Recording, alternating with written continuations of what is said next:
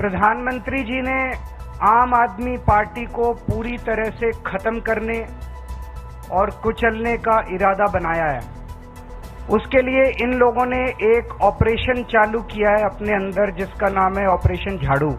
मोदी जी का कहना है कि आम आदमी पार्टी बहुत तेजी से बढ़ रही है, इनके कामों की चर्चा पूरे देश में होने लगी है।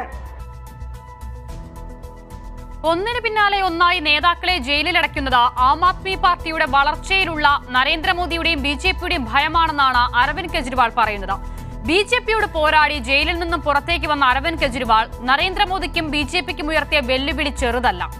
അവിടെയാണ് സ്വാതി മലിവാൾ എന്ന ആം ആദ്മി നേതാവ് തന്നെ ആം ആദ്മിക്കെതിരെ രംഗത്ത് വരുന്നത്. ആദ്യഘട്ടത്തിൽ സ്വാതിക്കൊപ്പം നിന്ന ആം ആദ്മിക്ക് പക്ഷേ സ്വാതി ബിജെപി ഏജന്റ് എന്ന നിഗമനത്തിലേക്ക് എത്താൻ പുറത്തുവന്ന CCTV ദൃശ്യങ്ങൾ മാത്രം മതിയായിരുന്നു. രാജ്യാന്തര തലത്തിൽ ഇന്ത്യയുടെ അഭിമാനം ഉയർത്തിപ്പിടിച്ച വനിതാ ഗുസ്തി താരങ്ങൾ ബ്രിജ്ഭൂഷൺ എന്ന BJP എംപിയിൽ നിന്നും നേരിട്ട ലൈംഗികാതിക്രമത്തിൽ നീതി തേടി തെരുവിൽ കിടന്നപ്പോൾ നാവ് പൊന്താതിരുന്ന നിർമ്മല സീതാരാമൻ ഉൾപ്പെടെയുള്ള BJP നേതാക്കൾ ഇന്ന് സ്വാതി മലിവാളിന്റെ നീതിക്കായി പോരാടുന്നതാണോ നരേന്ദ്രമോദിയുടെ നാരീശക്തി? വൈഭവിനെതിരെയുള്ള പരാതി ഇന്ത്യ സഖ്യത്തിൽ ഒരു അസ്വാരസ്യം പോലും ഉയർത്താതിരിക്കാൻ കാരണവും അതാകണം. കെജ്രിവാളിനെ അടിക്കാൻ BJP വെട്ടിയ വടി BJPക്ക് തന്നെ തലവേദനയാകുകയാണോ എന്നാണ് ഇന്ന് ന്യൂസ് ആൻഡ് വ്യൂസ് ചർച്ച ചെയ്യുന്നത്. ഈ ചർച്ചയിൽ അതിഥികളായി പങ്കെടുക്കുന്നത് എം പ്രകാശൻ മാസ്റ്റർ CPIM-ൽ നിന്നും, അഡ്വക്കേറ്റ് വസന്ത് സിറിയക് കോൺഗ്രസ് നേതാവ്, BG വിഷ്ണു BJP നേതാവ് എന്നിവരാണ്.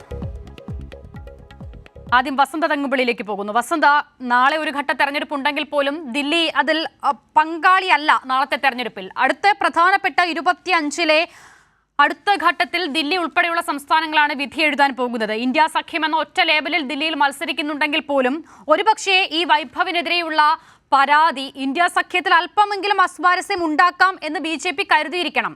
ആദ്യഘട്ടത്തിൽ കോൺഗ്രസിൽ നിന്നും അത്തരമൊരു സ്വരം കേൾക്കുകയും ചെയ്തിരുന്നു. ഇപ്പോൾ ആം ആദ്മിയെ സംബന്ധിച്ചിടത്തോളം പുറത്തു വന്ന CCTV ദൃശ്യങ്ങളാണ് ഇതൊരു കെട്ടിച്ചമച്ച കേസാണ് എന്ന് അവർക്ക് തോന്നാൻ കാരണം, അവരങ്ങനെ വാദിക്കാൻ കാരണം ഇന്ന് നടന്ന മാർച്ച് ഉൾപ്പെടെ ആ സാഹചര്യത്തിലുമായിരുന്നു. എങ്ങനെയാണ് കോൺഗ്രസ് ഈ കേസിനെ, ഈ പരാതിയെ കാണുന്നത്? നോക്കൂ, 2019 സംബന്ധിച്ച് ഡൽഹിയിൽ, പഞ്ചാബിൽ, ഹരിയാനയിൽ ഒക്കെ ആം ആദ്മി ഈ സഖ്യത്തിലേക്ക് വന്നതിൽ പിന്നെ വലിയ മാറ്റമാണ് ഉണ്ടാകുന്നത്. 2019-ലും 2014-ലും 7 സീറ്റും ഡൽഹിയിൽ ക്ലീൻ സ്വീപ്പ് ചെയ്തതാണ് BJP. പക്ഷെ ഈ തവണ അവിടെ അവരുടെ എന്താ പറയുന്ന ഒരു പ്രോ ആക്റ്റീവ് ലീഡറായ മീനാക്ഷി ലേഖിക്ക് ഡൽഹിയിൽ BJP സീറ്റ് കൊടുത്തിട്ടില്ല. ഇവരുടെ കഴിഞ്ഞ ഗവൺമെന്റിലെ മോദി 2-ലെ ആരോഗ്യവകുപ്പ് മന്ത്രി എന്ന ഹർഷവർദ്ധന് സീറ്റില്ല. അതായത് വളരെ കൃത്യമായി ഡൽഹിയിലെ 7 സീറ്റിലും BJP തോൽവി മണത്തത് കൊണ്ടാണ് അവരുടെ ക്യാബിനറ്റ് മിനിസ്റ്റേഴ്സിനെ പോലും മാറ്റി നിർത്തിക്കൊണ്ട് അവർക്കെതിരെയുള്ള ആന്റി ഇൻകൺവെൻസി വർക്കാവാതിരിക്കാൻ വേണ്ടി പുതുമുഖങ്ങളെ അവിടെ പരീക്ഷിച്ചത്. അപ്പോ അവസാന ഘട്ടത്തിലേക്ക് എത്തുമ്പോൾ അതതിന്റെ എന്താ പറയുന്നത്, 7 സീറ്റിലും ഇന്ത്യ സഖ്യത്തിന്റെ ഒരു വിജയം മാത്രമല്ല, മറിച്ചൊരു വലിയ ബഹുഭൂരിപക്ഷം വിജയത്തിലേക്ക് എത്തുക എന്നുള്ള സാധ്യത BJP തിരിച്ചറിയുന്നു.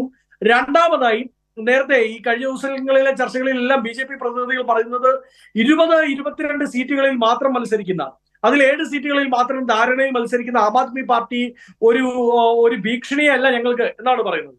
പക്ഷെ നോക്കൂ, കേജ്രിവാളിന്റെ അറസ്റ്റും അതുമായി ബന്ധപ്പെട്ട വിഷയങ്ങളുമൊക്കെ വളരെ കൃത്യമായി ഇന്ത്യയുടെ ഗ്രാമാന്തരങ്ങളിലേക്ക്, ഇന്ത്യയുടെ ഇന്നർ പൾസിലേക്ക് ഇന്ത്യ ഭരിക്കുന്നത് ഒരു ഏകാധിപതിയാണ് എന്നത് വളരെ കൃത്യമായി ഇൻജക്ട് ചെയ്തിട്ടുണ്ട്.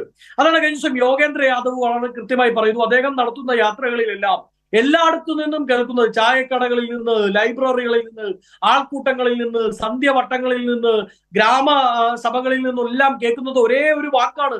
ആ വാക്കിന്റെ പേര് ഏകാധിപതി എന്നാണ്. ഏകാധിപതി രാജ്യം ഭരിക്കുന്നു എന്ന് വളരെ കൃത്യമായി കൺവേ ചെയ്യാൻ ഉപകാരപ്പെട്ടു ആരുടെ അറസ്റ്റ്, കേജ്രിവാളിന്റെ അറസ്റ്റ്. ധൃതിപ്പെട്ട് 1-ാം ഘട്ടത്തിലാണ് ഈ അറസ്റ്റിലേക്ക് ഇവർ പോകുന്നത്, തെരഞ്ഞെടുപ്പിന്റെ ഏതാണ്ട് 1-ാം ഘട്ടത്തിൽ. ആ ഘട്ടത്തിൽ വളരെ കൃത്യമായി 400-ലേറെ സീറ്റ് മോദിക്ക് ഗ്യാരണ്ടി, ഇസ്മേം ടാക്സ് ഓഫ് പാർ എന്നായിരുന്നല്ലോ പറഞ്ഞുകൊണ്ടിരുന്നത്. ഒരു ഓവർ കോൺഫിഡൻസിൽ നിൽക്കുന്ന സമയത്ത് എടുത്ത തീരുമാനമാണ് കേജ്രിവാളിന്റെ അറസ്റ്റ്. അത് കൈവിട്ടു പോയിരിക്കുന്നു എന്ന് BJP മനസ്സിലായിരിക്കുന്നു.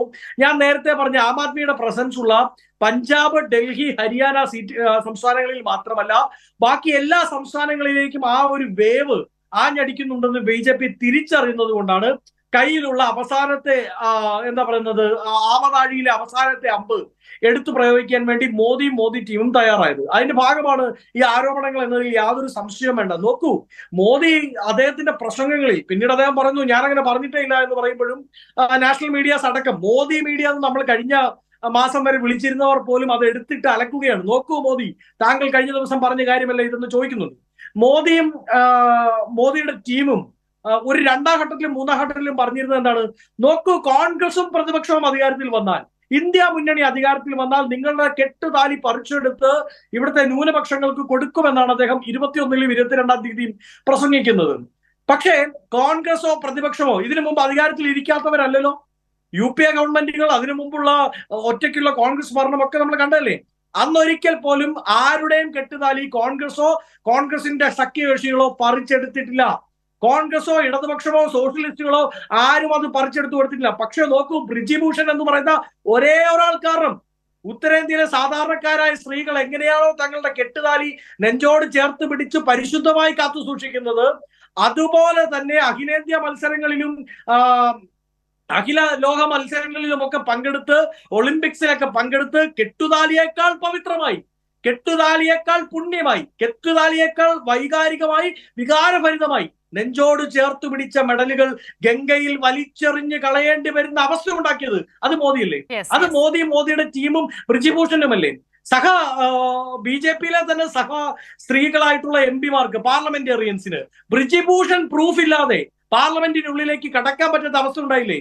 ബ്രിജിഭൂഷന്റെ വിഷയം ഒന്ന് ഒതുക്കി വന്നപ്പോഴത്തേക്കാണ് കർണാടകയിൽ നമ്മൾ കണ്ടല്ലോ രേവണ്ണയുമായി ഉണ്ടായ വിഷയങ്ങൾ. അതായത് സ്ത്രീ പീഡകരാണ് ഇവർ എന്ന് വളരെ കൃത്യമായി മനസ്സിലാക്കിയപ്പോൾ അതുപോലെ തന്നെ ഒരു ആരോപണം ഓപ്പോസിറ്റ് നിൽക്കുന്ന ടീമിലും ഓപ്പോസിറ്റ് നിൽക്കുന്ന ഇന്ത്യ ബ്ലോക്കിലും ഉണ്ടാകണമെന്ന ആഗ്രഹത്തോടു കൂടി ഇവർ ഇറക്കി പുറപ്പെട്ടു വിട്ട, ഇവർ പർച്ചേസ് ചെയ്ത, ഇവർ പ്ലാൻ ചെയ്ത, ഇവർ കുക്ക് അപ്പ് ചെയ്ത ഒരു സ്റ്റോറിയാണത് എന്ന് വളരെ കൃത്യമായി ഇന്ന് ഇന്ത്യ തിരിച്ചറിയുന്നുണ്ട്, ഇന്ത്യയിലെ ജനങ്ങൾ തിരിച്ചറിയുന്നുണ്ട്. ക്ലിയർ ആണ്. അതിൽ കോൺഗ്രസിന്റെ അതിലൂടെ ഇന്ത്യ സഖ്യത്തിന്റെ തന്നെ ഞാൻ കാണുന്നു. ആ സ്റ്റാൻഡ് വളരെ ക്ലിയർ ആണ്. BG വിഷ്ണു, അരവിന്ദ് കെജ്രിവാളിന്റെ തിരിച്ചുവരവ് BJPയെ സംബന്ധിച്ചിടത്തോളം അപ്രതീക്ഷിതമായ ഒരു അടിയാണ്. പ്രത്യേകിച്ചും തെരഞ്ഞെടുപ്പിന്റെ ഏറ്റവും നിർണായകമായ ഘട്ടങ്ങളിൽ അതിനുശേഷം ഉത്തർപ്രദേശിലടക്കം താരപ്രചാരകനായി അരവിന്ദ് കെജ്രിവാൾ മാറുകയാണ്. അവിടെയാണോ സ്വാതി മലിവാൾ എന്ന ആം ആദ്മിയിലെ തന്നെ ഒരു നേതാവിനെ ഉപയോഗിച്ച് ആം ആദ്മിയെ അടിക്കാം എന്നൊരു വടി BJP കണ്ടെത്തുന്നത്? ആം ആദ്മിക്ക് സ്വയം നശിക്കാൻ ആം ആദ്മി മാത്രം മതി. യാതൊരു തത്വദീക്ഷയോ രാഷ്ട്രീയ പക്വതയോ ഇല്ലാത്ത ഒരു രാഷ്ട്രീയ പ്രശ്നം. അവർ അധികാരത്തിലെത്തി എന്നുള്ളത് യാഥാർത്ഥ്യം തന്നെയാണ്. അവർക്ക് എന്ത് ആശയപരമായ പ്രതിബദ്ധതയാണ് ജനങ്ങളോടുള്ളത്? കേന്ദ്രത്തിൽ നിന്ന് കൂടുതൽ സൗജന്യങ്ങൾ കിട്ടുമ്പോൾ കുറച്ചു ജനങ്ങൾക്ക് ലിമിറ്റിനപ്പുറം നൽകുന്നു എന്നതിനപ്പുറം ഞങ്ങൾക്ക് അതിനോട് ഒരിക്കലും യോജിക്കില്ല. കാരണം കൂടുതൽ സൗജന്യങ്ങൾ ജനങ്ങളിലേക്ക് നൽകിക്കൊണ്ട് വോട്ട് നേടാൻ കഴിയുമായിരിക്കും, പക്ഷേ ഒരു രാജ്യത്തിൻ്റെയും നാടിൻ്റെയും വളർച്ചയ്ക്ക് അത് ഗുണകരമല്ല. പിന്നെ വിഷയത്തിലേക്ക് വരാം. എന്താണ് എല്ലാ ദിവസവും കൈരളി ചാനൽ സംസാരിക്കുന്നത്? എന്താണ്? സ്ത്രീകളുടെ സുരക്ഷിതത്വത്തെപ്പറ്റി, സ്ത്രീകളുടെ അവകാശങ്ങളെപ്പറ്റി, സ്ത്രീകളുടെ സുരക്ഷിതത്വം. ഇതിനാണ് കൈരളി ചാനലും നിങ്ങളോടക്കം എല്ലാ ദിവസവും കൂടുതൽ ഇമ്പോർട്ടൻ്റ് ആയിട്ടുള്ള വിഷയങ്ങൾ കൈകാര്യം ചെയ്യുന്നത്. പക്ഷേ ഇന്നേ ദിവസം ഒരു സ്ത്രീ പരാതി കൊടുത്ത് അറസ്റ്റ് ചെയ്തിട്ട് പോലും ആ സ്ത്രീയുടെ പരാതിയിൽ യാതൊരു കഴമ്പുമില്ലെന്നും പരാതിക്കാരനായ അല്ലെങ്കിൽ പ്രതിയായി ചേർത്തവരാണ് ന്യായമെന്ന് പറയുന്നത് എന്ത് ഒരു ഇരട്ടവാദം തന്നെയാണ് സൃഷ്ടിക്കപ്പെടുന്നത്. ഞങ്ങളോടൊപ്പം നിൽക്കുന്ന പാവങ്ങൾ മാത്രമാണ് പാവങ്ങളെന്നൊരു സിനിമയിൽ ഒരു കൈതേരി സഹദേവൻ പറഞ്ഞതുപോലെ ഇടതുപക്ഷത്തോടും കോൺഗ്രസിനോടും AAPക്കും താല്പര്യമുള്ള ഇരകൾ മാത്രമാണ് ഇരകളെന്നും ബാക്കി അവരിൽ നിന്ന് അബ്യൂസ് ചെയ്യപ്പെട്ടവരെന്നും ഇരകളല്ല എന്നും പറയുന്നത് എന്തുതരം വാദമാണ്? ഒരു സ്ത്രീ ആക്രമിക്കപ്പെടുമ്പോൾ സ്വാഭാവികമായി തന്നെ ചർച്ച മുന്നോട്ട് കൊണ്ടുപോകാം, ഒരു സംശയവുമില്ല. വിഷ്ണു പറയൂ, ഇവിടെ ഏത് തരത്തിലുള്ള അബ്യൂസ് ആണ് സ്വാതി മലിവാളിനെതിരെ നേരിട്ടത്, സ്വാതി മലിവാളിന് ഉണ്ടായത് എന്നാണ് BJP ഇതിൽ കരുതുന്നത്? BJP ആദ്യഘട്ടം മുതൽ തന്നെ, ഞാൻ തുടക്കത്തിൽ അത് പറഞ്ഞു, വിഷ്ണു അല്പം വൈകിയാണ് എത്തിയത്, നിർമ്മല സീതാരാമൻ ഉൾപ്പെടെയുള്ള നേതാക്കൾ സ്വാതി മലിവാളിന് വേണ്ടി രംഗത്തിറങ്ങിയിട്ടുണ്ട്. നല്ല കാര്യം, സ്വാഗതാർഹവുമാണ്. അപ്പോൾ നിങ്ങൾ എങ്ങനെയാണ് ഈ പ്രശ്നത്തെ കാണുന്നത് വിഷ്ണു? അല്ല, സ്വാതി മലിവാളിനെതിരെ ഫിസിക്കൽ ആൻഡും സെക്ഷൽ അബ്യൂസും കൃത്യമായി നടന്നതിന്റെ അടിസ്ഥാനത്തിലാണല്ലോ പോലീസ് FIR സ്വീകരിക്കപ്പെട്ടത്. സെക്ഷൽ അബ്യൂസ് എന്നുള്ളത് സ്വാതി മലിവാളിന് പോലും ആരോപണമില്ല, അങ്ങനെ ഫിസിക്കൽ അബ്യൂസ് ആണ്. അല്ലല്ലോ, ഒരു സ്ത്രീയുടെ ശരീരത്തേക്ക് കടന്നാക്രമിക്കുമ്പോൾ പിന്നെ അത് എങ്ങനെയാണ് കണക്കാക്കേണ്ടത് അസിത? അത് ആരോപണമല്ലല്ലോ, അത് കൃത്യമാണല്ലോ. പോലീസ് തന്നെ നിയമ നടപടി സ്വീകരിക്കുമ്പോൾ കൃത്യതയില്ലാതെ അവർക്കെതിരെ യാതൊന്നുമില്ലെന്നും ഇത് തെരഞ്ഞെടുപ്പ് കാലത്ത് കെട്ടിച്ചമച്ചതാണെന്ന് അവർ BJP ആണോ? അവർ മറ്റേതെങ്കിലും രാഷ്ട്രീയ BJPയുമായി ബന്ധപ്പെട്ട ഏതെങ്കിലും സംഘടനയിൽ പ്രവർത്തിക്കുന്നു. ദീർഘകാലം വനിതാ കമ്മീഷൻ്റെ അധ്യക്ഷയായ മികച്ച പ്രവർത്തനം ഡൽഹിയിൽ കാഴ്ചവെച്ചു എന്ന് മുൻകാലങ്ങളിൽ നിങ്ങളെല്ലാവരും പറഞ്ഞ അവരുടെ രാജ്യസഭാ MP. ഇവിടെ എന്താണ് പ്രശ്നം? മനു അഭിഷേക് സിംഗ്വിക്ക് വേണ്ടി രാജ്യസഭാ സ്ഥാനം ഒഴിയാൻ വേണ്ടി നിരവധി തവണ ഇവരോട് ആവശ്യപ്പെടുകയും അവരത് നിരസിക്കുകയും ചെയ്തതിൻ്റെ അടിസ്ഥാനത്തിലാണ് അരവിന്ദ് കെജ്രിവാളിൻ്റെ ഹൗസിലേക്ക് വിളിച്ചു വരുത്തി അദ്ദേഹത്തിൻ്റെ PAയിൽ നിന്നും ഇത്തരത്തിലുള്ളൊരു മോശമായ ആക്ഷേപങ്ങളും ആക്രമണവും അതിലേക്ക് വരാം. അവിടെയും ഒരു പ്രശ്നമുണ്ട്. അരവിന്ദ് കെജ്രിവാളിന്റെ വസതിയിലേക്ക് അവരെ വിളിച്ചു വരുത്തുകയായിരുന്നില്ല, അവർ അരവിന്ദ് കെജ്രിവാളിനെ കാണാനായി എവിടേക്ക് എത്തുകയായിരുന്നു. അപ്പോൾ വിഷ്ണു ഇതിൽ പറയുന്നത് പൊതുവിൽ സ്ത്രീകൾക്കെതിരെയുള്ള അതിക്രമങ്ങളിൽ BJPയുടെ നിലപാട് ഇതാണ്, അതുകൊണ്ടാണ് ആം ആദ്മിയുടെ നേതാവായിട്ട് പോലും സ്വാതി മലിവാളിനൊപ്പം BJP നിലകൊള്ളുന്നത് എന്നതാണല്ലോ അല്ലേ? സംശയം എന്താണ്? അങ്ങനെയാണെങ്കിൽ അടുത്ത ഘട്ടത്തിലേക്ക് വരുന്നു. ഇപ്പോൾ വിഷ്ണു പറഞ്ഞു വിഷയാധിഷ്ഠിതമായാണോ അല്ലെങ്കിൽ BJP നേതാക്കളാണോ BJP ഇതര നേതാക്കളാണോ എന്ന് കരുതിയാണോ നമ്മളൊക്കെ ഈ വിഷയത്തെ സമീപിക്കുന്നത്? ഇവിടെ സ്വാതി മലിവാളിന്റെ പരാതി കള്ളമാണെന്നോ അടിസ്ഥാനരഹിതമാണെന്നോ നമ്മൾ ആരും പറഞ്ഞിട്ടില്ല, അങ്ങനെ ഒരു വാദമില്ല. അതിൽ വിഷ്ണു പറഞ്ഞതുപോലെ തന്നെ അന്വേഷണം നടക്കുന്നു, അറസ്റ്റും ഉണ്ടാകുകയും ചെയ്തല്ലോ. ശരി, അങ്ങനെയാണെങ്കിൽ ബ്രിജ്ഭൂഷൺ എന്ന BJP MPയുടെ കാര്യത്തിൽ നിങ്ങളുടെ നിലപാട് എന്താണ്? ഒരു കൂട്ടം പെൺകുട്ടികളാണല്ലോ ആ വിഷയത്തിൽ ബ്രിജ്ഭൂഷണെതിരെ ആരോപണവുമായി വന്നത്. അതാരൊക്കെയാണെന്ന് പ്രത്യേകിച്ച് എടുത്തു പറയണ്ടല്ലോ വിഷ്ണു. എന്താണ് BJPയുടെ നിലപാട്? അതിനുശേഷം പ്രജ്വൽ രേവണ്ണ എന്ന നേതാവിനെതിരെ എന്താണ് BJPയുടെ നിലപാട്? അങ്ങനെയാണെങ്കിൽ ഈ വിഷയത്തിലെല്ലാം നിങ്ങൾ ഒരേ സ്റ്റാൻഡ് എടുക്കണ്ടേ? നിർമ്മല സീതാരാമൻ അന്ന് എവിടെയായിരുന്നു? എന്തുകൊണ്ട് ആ സ്ത്രീയുടെ നാവ് പൊന്തിയില്ല? അല്ല, ആ സ്ത്രീ എന്നല്ല അസുത വിശേഷിപ്പിക്കേണ്ടത്. നിർമ്മല സീതാരാമൻ ഭാരതത്തിലെ ധനകാര്യമന്ത്രിയാണ്. അല്പം ബഹുമാനത്തോടുകൂടി സംസാരിക്കും. അതെന്താണ് വിഷ്ണു സ്ത്രീ എന്നുള്ള പരാമർശത്തിന് എന്താണ് ബഹുമാനക്കുറവ്? എന്ന വാക്കിന് പരാമർശത്തിന് ബഹുമാനക്കുറവൊന്നും ഇല്ലെങ്കിൽ പോലും ആ വാക്കുകൾ ഉപയോഗിക്കുമ്പോൾ ബഹുമാനക്കുറവില്ലായ്മ, ഒരു സ്വാഭാവികമായ ഒരു ബഹുമാനക്കുറവ്, അത് പ്രകാശ് കാരാട്ടോ അല്ലെങ്കിൽ CPMന്റെ മറ്റേതെങ്കിലും വനിതാ നേതാക്കളെയോ മന്ത്രിമാരെയൊക്കെ പറയുമ്പോൾ നമ്മൾ വാക്കുകൾ കൊണ്ട് സൂചിപ്പിക്കുന്ന ഒരു ബഹുമാനം എല്ലാവർക്കും കൊടുക്കാറുണ്ട്. അതൊരു പക്ഷേ നിങ്ങൾ സ്ത്രീ എന്നുള്ള വാക്കിനെ ബഹുമാനമില്ലാത്ത വാക്കായി കാണുന്നത് കൊണ്ടായിരിക്കാം വിഷ്ണുവിന് അങ്ങനെ തോന്നുന്നത്. സ്ത്രീ എന്ന പ്രയോഗത്തിന് എന്താണ് ബഹുമാനക്കുറവ്? ആ വാക്കിന്റെ ശൈലി കേൾക്കുമ്പോൾ ആർക്കും തോന്നും അതൊരു ബഹുമാനമില്ലാതെ സൂചിപ്പിക്കും.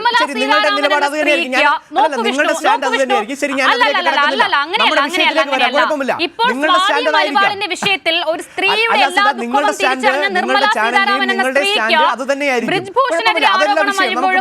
രേവണ്ണക്കെതിരെ ആരോപണം വരുമ്പോഴും ആ സ്ത്രീക്ക് എന്താണ് മിണ്ടാൻ കഴിയാത്തത്? എന്താണ് ഈ പ്രസ്താവനയിൽ പ്രശ്നം? എന്താണ് സ്ത്രീ എന്നുള്ള പ്രയോഗത്തിൽ പ്രശ്നം? അല്ല, പ്രശ്നമൊന്നുമില്ല, ഞാൻ അതിലേക്ക് കടക്കുന്നില്ല. അതൊരു ഇവിടുത്തെ ഒരു തർക്ക വിഷയമല്ല. ഇവിടുത്തെ വിഷയം അതല്ലാത്തതുകൊണ്ട് ഞാൻ അതിലേക്ക് പോകുന്നില്ല. അതൊക്കെ നിങ്ങളുടെ നിലപാടുകളും നിങ്ങളുടെ സ്റ്റാൻഡുമാണ്. ഞാൻ അതിൽ കിടക്കുന്നില്ല.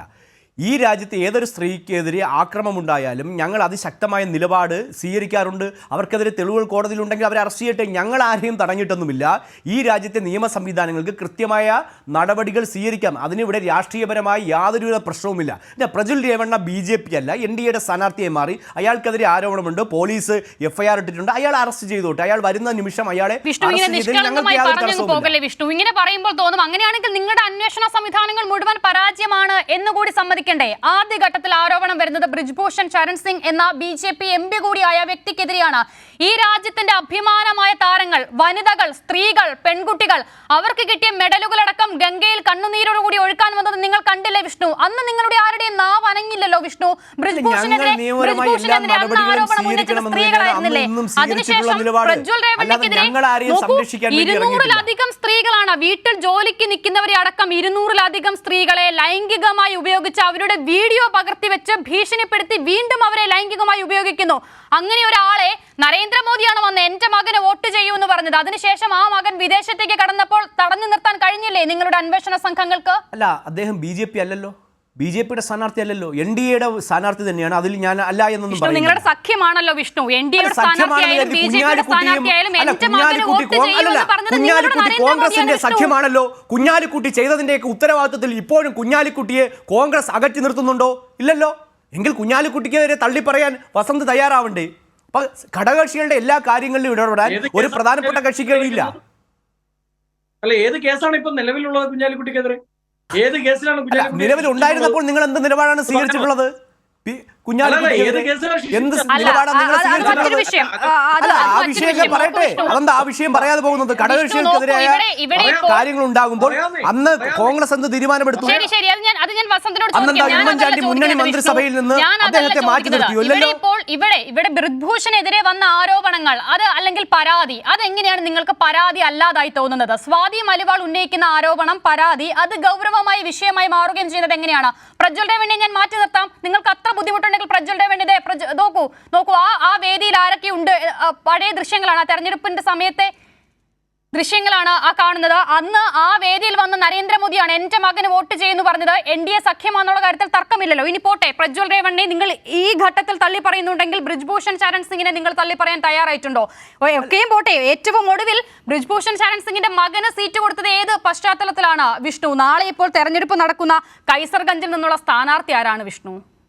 അല്ല, ബ്രിജ്ഭൂഷണെതിരെ ആരോപണമുള്ളത് കൊണ്ടാണ് ഞങ്ങൾ അദ്ദേഹത്തിന് സീറ്റ് കൊടുക്കാതെ മാറ്റി നിർത്തിയത്. അദ്ദേഹത്തിൻ്റെ മകൻ രാഷ്ട്രീയ പ്രവർത്തനം ചെയ്യുന്ന ഒരാൾ മത്സരിക്കുന്നതിൽ എന്താണ് തടസ്സം? എന്താണ് തടസ്സം? അയാൾക്കെതിരെ ആരോപണമൊന്നുമില്ലല്ലോ, അയാൾക്കല്ലേ സീറ്റ് കൊടുത്തത്.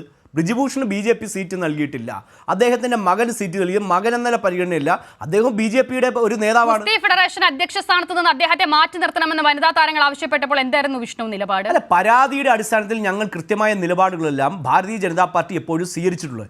ഈ രാജ്യത്ത് സ്ത്രീകൾക്കെതിരായ ഒരു അതിക്രമവും ഞങ്ങൾ ഒരാളോട് സന്ധി ചെയ്തിട്ടില്ല. അക്രമികൾക്ക് എല്ലാവർക്കും ശക്തമായ നിലപാട് തന്നെയാണ് ഭാരതീയ ജനതാ പാർട്ടി സ്വീകരിച്ചിട്ടുള്ളത്. വിഷ്ണുവിന് ചർച്ചയിൽ ഒന്ന് കാണിച്ചു തരാമോ? എന്താണ് സിത? ബ്രിജ്ഭൂഷൺ എന്ന BJP MPയെ ഒരു പ്രസ്താവനയിലൂടെയെങ്കിലും BJP തള്ളി പറഞ്ഞത് ഈ ചർച്ചയിൽ ഒന്ന് കാണിച്ചു തരാമോ, ഉയർന്ന ആരോപണത്തിന്റെ അടിസ്ഥാനത്തിൽ? അല്ല, ഞാൻ പറഞ്ഞല്ലോ, അന്വേഷണ ഏജൻസികൾ അന്വേഷിച്ച് അദ്ദേഹത്തെ അറസ്റ്റ് ചെയ്തോട്ടെ, ഞങ്ങൾക്ക് യാതൊരു തടസ്സവും ഞങ്ങൾ ഉന്നയിക്കുന്നില്ലല്ലോ. ഞങ്ങൾ ഒരു നിയമത്തെയും കൂച്ചിലുടങ്ങാൻ ആഗ്രഹിക്കുന്നില്ല. ഇവിടെ എന്താണ് പ്രശ്നം? സ്വാതി മാലിക്കുമായി ബന്ധപ്പെട്ട് അവർ ഒരു പരാതി നൽകിയപ്പോൾ അതിനെതിരെ AAP രംഗത്ത് വരുന്നു. ഇപ്പോൾ BJPയുടെ നേരെ കുതിര കയറാണ് AAPയും കോൺഗ്രസും CPMും സമാജ്വാദി പാർട്ടിയൊക്കെ വരുന്നത്. എന്തിനാണ് അവർ അക്രമികളെ സംരക്ഷിക്കുന്നത്? നിങ്ങൾ സ്ത്രീകൾക്കെതിരായ അതിക്രമങ്ങളിൽ നിങ്ങളുടെ നിലപാട് ഇതാണെങ്കിൽ നിങ്ങൾ എന്തുകൊണ്ട് സ്ത്രീകളെ ആക്രമിച്ച ഒരാളെ സംരക്ഷിക്കുന്നു? അതിനെതിരെ BJP ഓഫീസിലേക്ക് എന്തിനു പ്രതിഷേധം നടത്തുന്നു? BJP അല്ല നടപടി സ്വീകരിച്ചത്. BJP അല്ല ഇവിടെ നടപടി സ്വീകരിച്ചത്, ഇവിടെ പോലീസാണ് നടപടി സ്വീകരിച്ചത്. നിങ്ങളെങ്കിൽ BJP ഓഫീസിലേക്ക് വന്നാൽ എങ്ങനെ കൈകാര്യം ചെയ്യണമെന്ന് BJPക്ക് വ്യക്തമായി അറിയാം. പക്ഷേ തെരഞ്ഞെടുപ്പ് കാലത്ത് ഞങ്ങളുടെ സംഘർഷത്തിലേക്ക് കടക്കാൻ ആഗ്രഹിക്കാത്തത് കൊണ്ടാണ് മാന്യമായ രീതിയിൽ ഭാരതീയ ജനതാ പാർട്ടി പ്രതികരിക്കുന്നത്. ശരി, നോക്കൂ, സ്വാതി മലിവാൾ എന്നൊരു സ്ത്രീ ഇങ്ങനെ ഒരു പരാതി ഉന്നയിക്കുന്നു. മണിക്കൂറുകൾക്കകം മുഖ്യമന്ത്രിയുടെ വസതിയിലേക്ക് തെളിവെടുപ്പിനായി ദില്ലിയിലെ പോലീസ് ആരുടെ കയ്യിലാണെന്ന് പ്രത്യേകം പറയണ്ടല്ലോ അല്ലേ? ദില്ലിയിലെ പോലീസ് എത്തുന്നു. ഈ സംഭവങ്ങൾ അവിടെ പുനരാവിഷ്കരിക്കപ്പെടുന്നു. അതിനുശേഷം അദ്ദേഹത്തെ അറസ്റ്റ് ചെയ്യുകയും ചെയ്യുന്നു. ഈ ബ്രിജ്ഭൂഷണുമായി ബന്ധപ്പെട്ട കേസിലോ പ്രജ്വൽ രേവണ്ണിയുമായി ബന്ധപ്പെട്ട കേസിലോ അന്വേഷണ സംഘത്തിന്, അന്വേഷണ ഉദ്യോഗസ്ഥർക്ക് ഈ വേഗതയില്ലാത്തത് എന്തുകൊണ്ടാണ്? അത്രയുമെങ്കിലും പറയാമോ വിഷ്ണുവിന്? അല്ല, പ്രജ്വൽ രേവണ്ണയ്ക്കെതിരായ കേസ് അന്വേഷിക്കുന്നത് അവിടുത്തെ സംസ്ഥാന സർക്കാരും അവിടുത്തെ പോലീസുമാണ്. അവർക്ക് യാതൊരുവിധ അന്വേഷണത്തിനൊരു തടസ്സവും ഭാരതീയ ജനതാ പാർട്ടിയോ ഞങ്ങളോ സൃഷ്ടിച്ചില്ല. അവർക്ക് അന്വേഷണവുമായി മുന്നോട്ട് പോകാം. പക്ഷേ സ്വാതി മാലിക്കിനെതിരായ അന്വേഷണം വരുമ്പോൾ നിങ്ങൾ എന്തിനാണ് BJP ഓഫീസിലേക്ക് വരുന്നത്? നിങ്ങൾ പോലീസിന് തെറ്റായി രേഖപ്പെടുത്തിയിട്ടുണ്ടെങ്കിൽ കോടതിയിലേക്ക് പോകൂ. നിയമപരമായി നിങ്ങൾക്ക് അതിനെ പ്രതിരോധിക്കാൻ കഴിയാത്തത് കൊണ്ടാണ് നിങ്ങൾ BJP ഓഫീസിലെത്തി അക്രമം ഉണ്ടാക്കാൻ ശ്രമിക്കുന്നത്. അങ്ങനെ പറയട്ടെ, എന്തിനാണ് BJP ഓഫീസിലേക്ക് മാർച്ച് ചെയ്യുന്നത്? നല്ല കാര്യമാണ്. നിർമ്മല സീതാരാമൻ സ്വാതി മലിവാളിനെ ചേർത്ത് നിർത്തുന്നത് നല്ല കാര്യമാണ്, ഒരു തർക്കവുമില്ല. അതേ നിർമ്മല സീതാരാമനും അതേ BJPയുടെ നേതാക്കളും ഗുസ്തി താരങ്ങൾ ആരോപണം ഉയർത്തിയപ്പോൾ എവിടെയായിരുന്നു എന്നതാണ് ചോദ്യം. ഈ രാജ്യത്തിന് വേണ്ടി പോരാടിയ ആളുകളാണല്ലോ, അഭിമാന താരങ്ങളാണല്ലോ അവർ. രാജ്യത്തിന്റെ തന്നെ യശസ് ഉയർത്തിപ്പിടിച്ചവർ. അവർ കിട്ടിയ മെഡലുകളടക്കം ഗംഗയിൽ കണ്ണുനീരോടുകൂടി ഒഴുക്കാൻ വരുന്ന സാഹചര്യം നമ്മൾ കണ്ടതല്ലേ വിഷ്ണു? അന്ന് എന്തുകൊണ്ടാണ് ചേർത്ത് നിർത്താതിരുന്നത്? അപ്പോൾ വിഷ്ണു പറഞ്ഞ ഈ പാർട്ടി ഏതാണെന്നും ആർക്കെതിരെയാണ് ആരോപണം എന്ന് നോക്കി സൗകര്യപൂർവ്വമുള്ള ഈ ഐക്യപ്പെടലുണ്ടല്ലോ, അതപ്പോൾ ആരുടെ ശൈലിയാണ്? ഇപ്പോൾ AAP ഇപ്പോൾ ഐക്യപ്പെടുന്നതാ? കോൺഗ്രസും CPMും ഇപ്പോൾ ആരെയാണ് അനുകൂലിക്കുന്നത്? ഒരു സ്ത്രീ ആക്രമിക്കപ്പെടുമ്പോൾ നിങ്ങൾ ഈ പറയുന്ന തത്വാധിഷ്ഠിതമാണെങ്കിൽ നിങ്ങൾ എന്തുകൊണ്ട് സ്വാതി മാലിക്കിനെ അനുകൂലിക്കാതെ അവർ BJP ഓഫീസിലേക്ക് മാർച്ച് ചെയ്യുന്നു? BJP ആണോ ഇവിടെ വാദി? അല്ലല്ലോ, അവരുടെ MP ആണ് ഇവിടെ ഇരയായപ്പെട്ടിരിക്കുന്നത്. എന്തേ? അതിന് കുറ്റക്കാർക്കെതിരെ അവർ സ്വയം പാർട്ടിയിൽ നിന്ന് നടപടി സ്വീകരിക്കാതെ BJP ഓഫീസിലേക്ക് മാർച്ച് ചെയ്യുന്നു. അപ്പോൾ BJP പ്രവർത്തകർ ഇതിനെ പ്രതിരോധിക്കാനുണ്ടാകും, അവിടെ ഒരു സംഘർഷം ഉണ്ടാകണം. എന്നിട്ട് പറയുക ഞങ്ങൾ ഇരവാദം, ഞങ്ങൾ BJP ആക്രമിച്ചു. ഇങ്ങനെ രാജ്യത്തിൻ്റെ തലസ്ഥാനത്ത് ഒരു അക്രമത്തിന് അനുകൂലമായ അന്തരീക്ഷം സൃഷ്ടിക്കുക എന്നുള്ളതാണ് AAP ശ്രമിക്കുന്നത്. അല്ലാതെ നീതി നടപ്പിലാകണമെന്നോ സ്ത്രീകളുടെ സുരക്ഷിതത്വം ഉറപ്പാക്കണമെന്നോ യാതൊരുവിധ കാര്യങ്ങളിലും AAPക്കോ കോൺഗ്രസിനോ അടക്കമുള്ള ഇന്ത്യ സഖ്യത്തിന് യാതൊരു താല്പര്യവുമില്ല. തലസ്ഥാനത്തെ കലാപഭൂമിയാക്കണം. എന്തായാലും ആ കലാപത്തിലേക്ക് ഇറങ്ങാൻ ഞങ്ങൾക്ക് താല്പര്യവുമില്ല, സൗകര്യവുമില്ല. ശരി, ലക്കിപ്പൂർ കേരിയും കൂടി ഞാൻ ഓർമ്മിപ്പിക്കും. സൂചിപ്പിക്കുകയാണ് വിഷ്ണുവിനെ. അവിടെ BJP ഒരു കലാപവും അഴിച്ചുവിട്ടിട്ടുമില്ല, ആരെയും വണ്ടി ഇടിച്ച് കൊന്നിട്ടുമില്ല, അവരുടെ അച്ഛൻ ഇപ്പോൾ വീണ്ടും മത്സരിക്കുന്നുമില്ല. ഞാൻ മടങ്ങി വരാം. ഇന്നിപ്പോൾ രാജ്യ തലസ്ഥാനത്ത് ആം ആദ്മി ഉയർത്തുന്ന മുദ്രാവാക്യങ്ങൾ അത് സ്വാതി മലിവാളിന്റെ വിഷയത്തിൽ മാത്രമല്ല, നിരന്തരമായി മോദി സർക്കാർ, കേന്ദ്ര സർക്കാർ ആം ആദ്മിയെ കോർണർ ചെയ്യുന്നു, ആം ആദ്മിയെ ലക്ഷ്യം വെച്ച് നീങ്ങുന്നു എന്നതിന്റെ അടിസ്ഥാനത്തിലാണ് ഇന്ന് അദ്ദേഹം അവിടെ ഉന്നയിക്കുന്ന കാര്യങ്ങളൊക്കെ വളരെ പൊളിറ്റിക്കൽ കൂടിയാണ്. അവിടെയാണ് ഈ സ്വാതി മലിവാളിന്റെ വിഷയം വരിക കൂടി ചെയ്യുന്നത്. ഈ രണ്ട് തരത്തിൽ BJP ഈ വിഷയത്തിൽ സ്വീകരിക്കുന്ന നിലപാടുണ്ടല്ലോ. ഞാൻ മുൻപ് പറഞ്ഞതുപോലെ ഇരയാക്കപ്പെടുന്നവർ അല്ലെങ്കിൽ ആരോപണ വിധേയർ BJP ആകുമ്പോൾ മൗനം പാലിക്കുകയും മറിച്ചാകുമ്പോൾ വളരെ ഉത്സാഹത്തോടെ ഇറങ്ങുകയും ചെയ്യുന്ന നിലപാട്, അതിൽ എത്രമാത്രം വിശ്വാസ്യതയുണ്ട്? ഇതിൽ കഴിഞ്ഞ കുറച്ച് കാലമായിട്ട് നരേന്ദ്രമോദി ഗവൺമെൻറ് അനുവർത്തിക്കുന്ന നീതിന്യായ വ്യവസ്ഥയോടുള്ള സമീപനം വളരെ വളരെ വ്യക്തമാണ്. ഇപ്പോൾ നിങ്ങൾ കാണാൻ വേണ്ടി കഴിയും, EDയും അതുപോലെ CBIയും അന്വേഷിക്കാൻ വേണ്ടിയിട്ട് ആരംഭിച്ചിരിക്കുന്ന 34ഓളം കേസുകളിൽ നേരത്തെ കോൺഗ്രസ് ആയിരുന്ന ആളുകൾക്കെതിരെയുള്ള അന്വേഷണങ്ങൾ അവർ BJPയിലേക്ക് മാറിയപ്പോൾ എങ്ങനെയാണ് അട്ടിമറിക്കപ്പെട്ടത് എന്നുള്ളത് കണ്ടു. അവർക്കെതിരെ കേസില്ലാതാവുന്നു BJP ആകുമ്പോൾ. ഇത് നീതിക്ക് മുമ്പിൽ എല്ലാ പാർട്ടിയിൽപ്പെട്ട ആളുകളും തുല്യരാണ് എന്നുള്ളതിൻ്റെ സൂചനയായിട്ടാണോ കാണാൻ വേണ്ടി കഴിയുക? അതോടൊപ്പം തന്നെ നിങ്ങൾ കാണാൻ വേണ്ടി കഴിയും, ഇപ്പോൾ തെരഞ്ഞെടുപ്പ് കമ്മീഷൻ തെരഞ്ഞെടുപ്പ് ആരംഭിച്ചതിന് ശേഷം എത്ര തവണയാണ് തെരഞ്ഞെടുപ്പ് ചട്ടങ്ങളുടെ നഗ്നമായ ലംഘനം നരേന്ദ്രമോദി ഉൾപ്പെടെയുള്ള ആളുകൾ നടത്തിക്കൊണ്ടിരിക്കുന്നത്?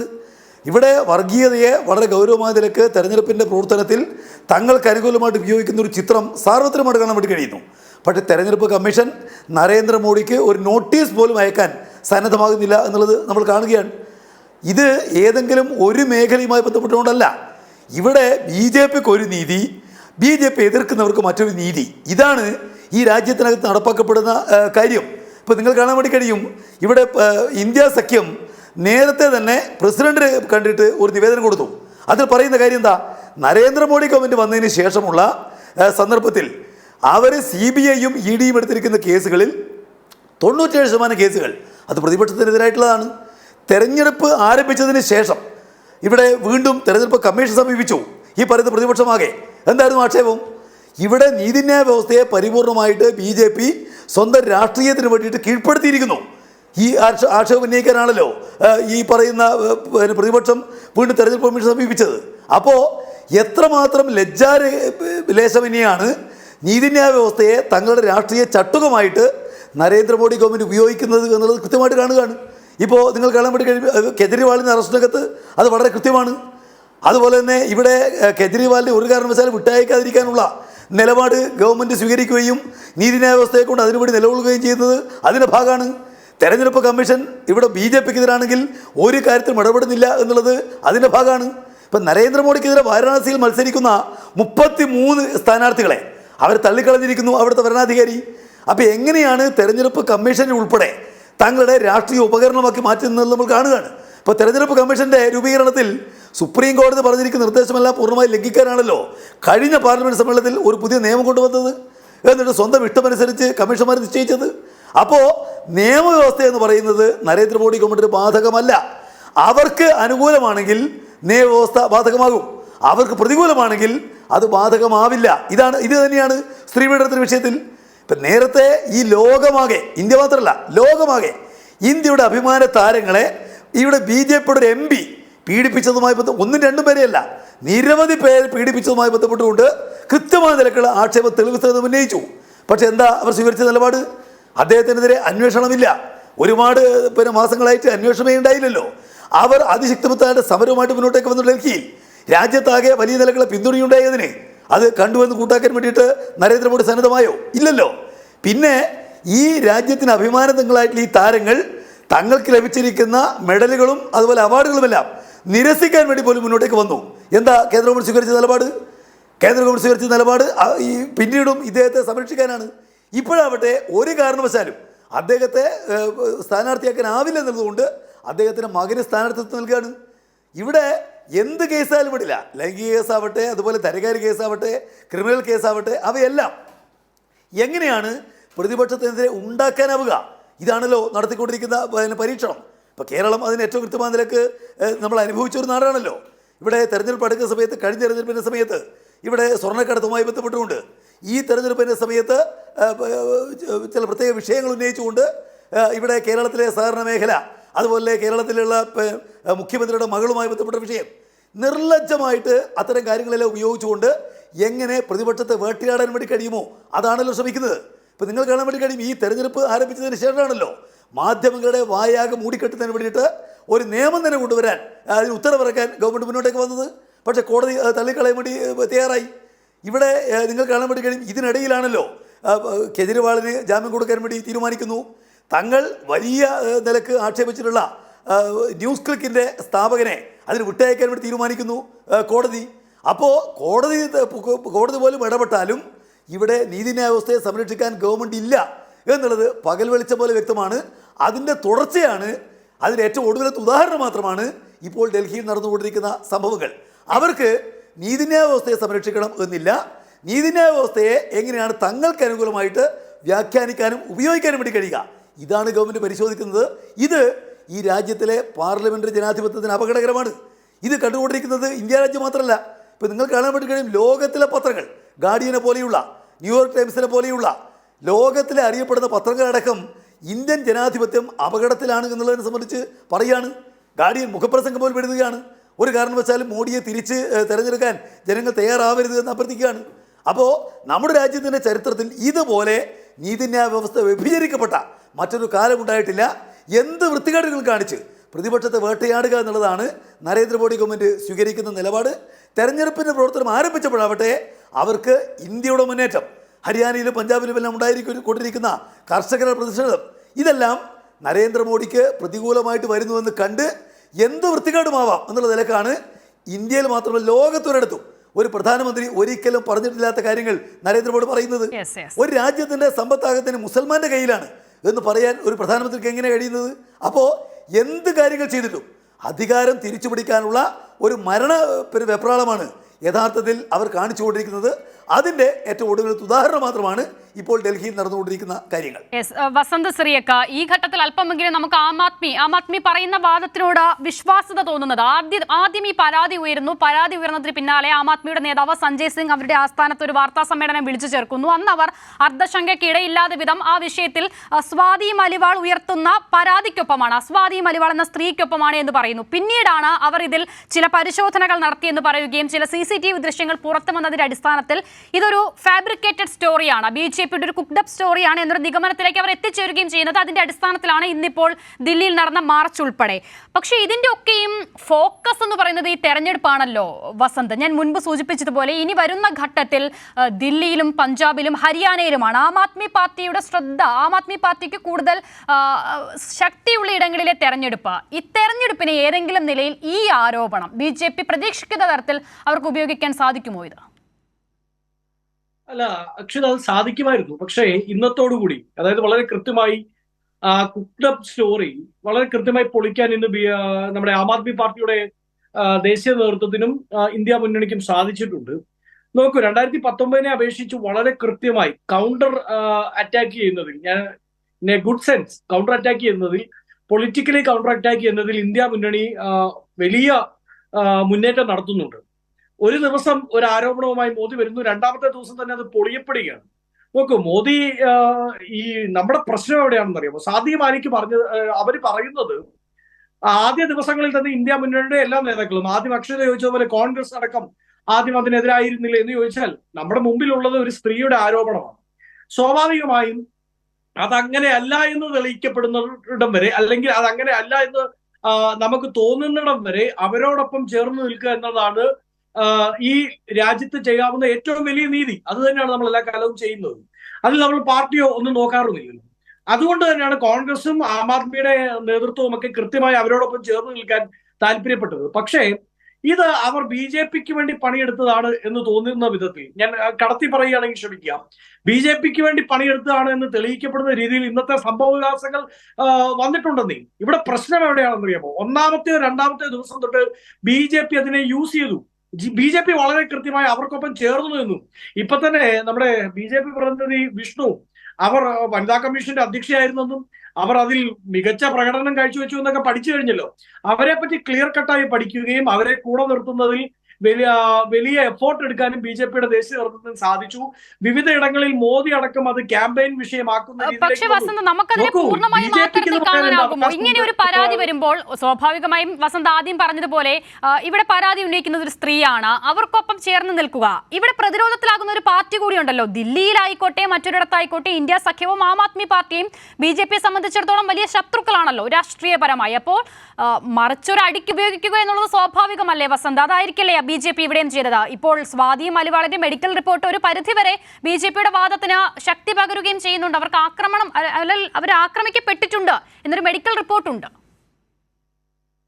അല്ല അക്ഷത, അതാണ് ഞാൻ ഈ സെക്കൻഡ് ഘട്ടത്തിൽ പറഞ്ഞു വന്നത്. അതായത് BJP അങ്ങനെ എടുത്ത് പ്രയോഗിക്കില്ല എന്ന് ചോദിക്കുമ്പോൾ BJP-ക്ക് അത് പ്രയോഗിക്കാനുള്ള രാഷ്ട്രീയ ധാർമ്മികത ഉണ്ടോ എന്നുള്ളൊരു ചോദ്യമുണ്ട്. കഴിഞ്ഞ 3 മാസത്തിനിടയിൽ അല്ലെങ്കിൽ 6 മാസത്തിനിടയിൽ സംഭവിച്ച 2 വിഷയങ്ങളാണ് നമ്മൾ നേരത്തെ പറഞ്ഞത്. ഒന്ന് ബ്രിജ്ഭൂഷൺ ഗുസ്തി ഫെഡറേഷന്റെ ദേശീയ അധ്യക്ഷനായിരുന്നു. ഒരിക്കൽ പോലും മാറ്റി നിർത്താൻ തയ്യാറായില്ല. അദ്ദേഹത്തിനെതിരെ നടപടി സ്വീകരിക്കുമെന്ന് കേന്ദ്ര സർക്കാർ പറഞ്ഞത് എപ്പോഴാണ്? ഗുസ്തി താരങ്ങൾ ഡൽഹിയിൽ സമരം ചെയ്തു, മൈൻഡ് ചെയ്തില്ല. ഒടുക്കം അവരുടെ മെഡൽ എടുത്ത് ഗംഗയിൽ ഒഴുക്കും. മനസ്സിലായല്ലോ? ഗംഗയിൽ ഒഴുക്കും എന്ന് പറഞ്ഞപ്പോ ഗംഗ എന്ന് പറയുന്ന നദിയുമായി ബന്ധപ്പെട്ട് ഹിന്ദി ഹൃദയഭൂമിയിൽ കൃത്യമായ ഒരു വൈകാരികത ഉണ്ടെന്നും അത് ഇവർക്കെതിരായി ചാനലൈസ് ചെയ്യപ്പെടുമെന്നും അതിലൊരു പൊളിറ്റിക്കൽ ചാനലൈസേഷൻ ഉണ്ടാകുമെന്ന് മനസ്സിലായപ്പോഴാണ് അവരതിൽ നിയമ നടപടികൾ സ്വീകരിക്കാം, ഞങ്ങളത് പരിശോധിക്കാം എന്നൊരു വാക്ക് കൊടുക്കുന്നത് പോലും. പ്രജ്വൽ രേവണ്ണ വേവ് ഉണ്ടായി. പ്രജ്വൽ രേവണ്ണയുമായി ബന്ധപ്പെട്ട് ഇപ്പൊ നേരത്തെ വിഷ്ണു ചോദിച്ചു മാറ്റി നിർത്തിയോ? എന്റെ വിഷ്ണു, ഞങ്ങളുടെ ഈ നേരത്തെ അങ്ങ് സൂചിപ്പിച്ച UDF-ലെ നേതാവിനെതിരെയുള്ള കേസ് നിലവിലുണ്ടോ? അതെല്ലാം ആരോപണങ്ങളാണ്. ഇതിൽ നോക്കൂ, വീഡിയോസ് അടക്കം വെളിയിൽ വന്നിരിക്കുകയാണ്. അദ്ദേഹം ഇന്ന് നാട്ടിലില്ല, നാട് വിട്ടു പോകാൻ വേണ്ടി നിങ്ങളുടെ സംവിധാനങ്ങളാണ് സഹായം ചെയ്തു കൊടുത്തത്. എന്റെ മകൻ എന്നാണ് മോദി പ്രസംഗിച്ചത്. ഒരു തവണയെങ്കിലും മാറ്റി പറഞ്ഞോ എന്റെ മകന് വഴിപഴച്ചു പോയി, ക്ഷമിക്കണം, അവൻ ഇനി ധൂർത്തപുത്രനാണ്.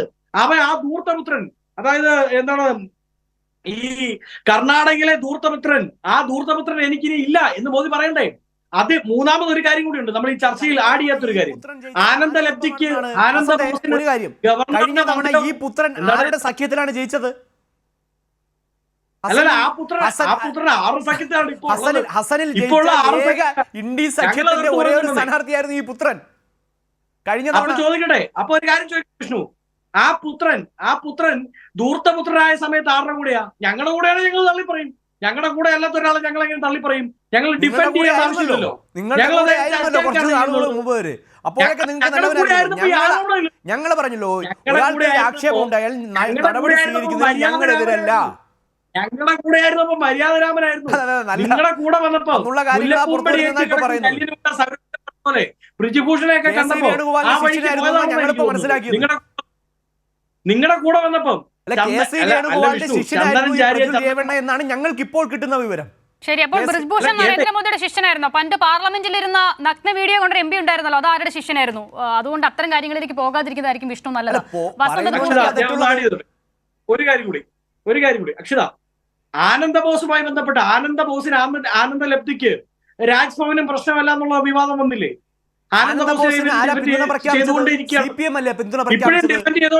കോൺഗ്രസ് ഉയർത്തുന്ന അടിസ്ഥാനപരമായ രാഷ്ട്രീയ പ്രതിയോഗികളെ കൈകാര്യം ചെയ്യുന്ന രീതിയാണെന്ന് CPM-ന്റെ ഘടകം തന്നെ പറഞ്ഞിട്ടുണ്ട്. അവിടെ BJP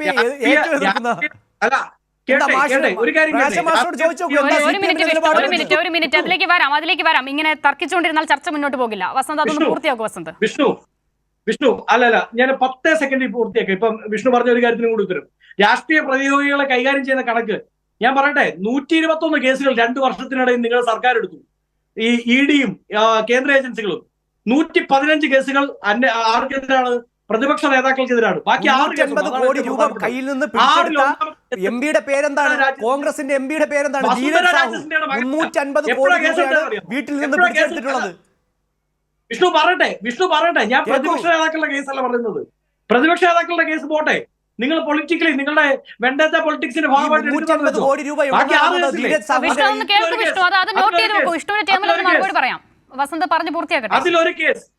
അതിലൊരു കേസ് രാജസ്ഥാനിൽ നിങ്ങളുടെ മുഖ്യമന്ത്രിയായിരുന്ന വസുന്ധര രാജസിന്റെ മകനെതിരായിട്ടാണ്. എപ്പോഴാണെന്നറിയാമോ?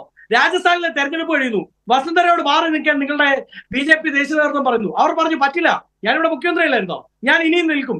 അത് പറഞ്ഞതിന്റെ രണ്ടാമത്തെ ദിവസം, അങ്ങേക്ക് വേണമെങ്കിൽ ക്രോണോളജി പരിശോധിക്കാം, രണ്ടാമത്തെ ദിവസം വസുന്ധരയുടെ മകനെതിരായി ED കേസെടുത്തു.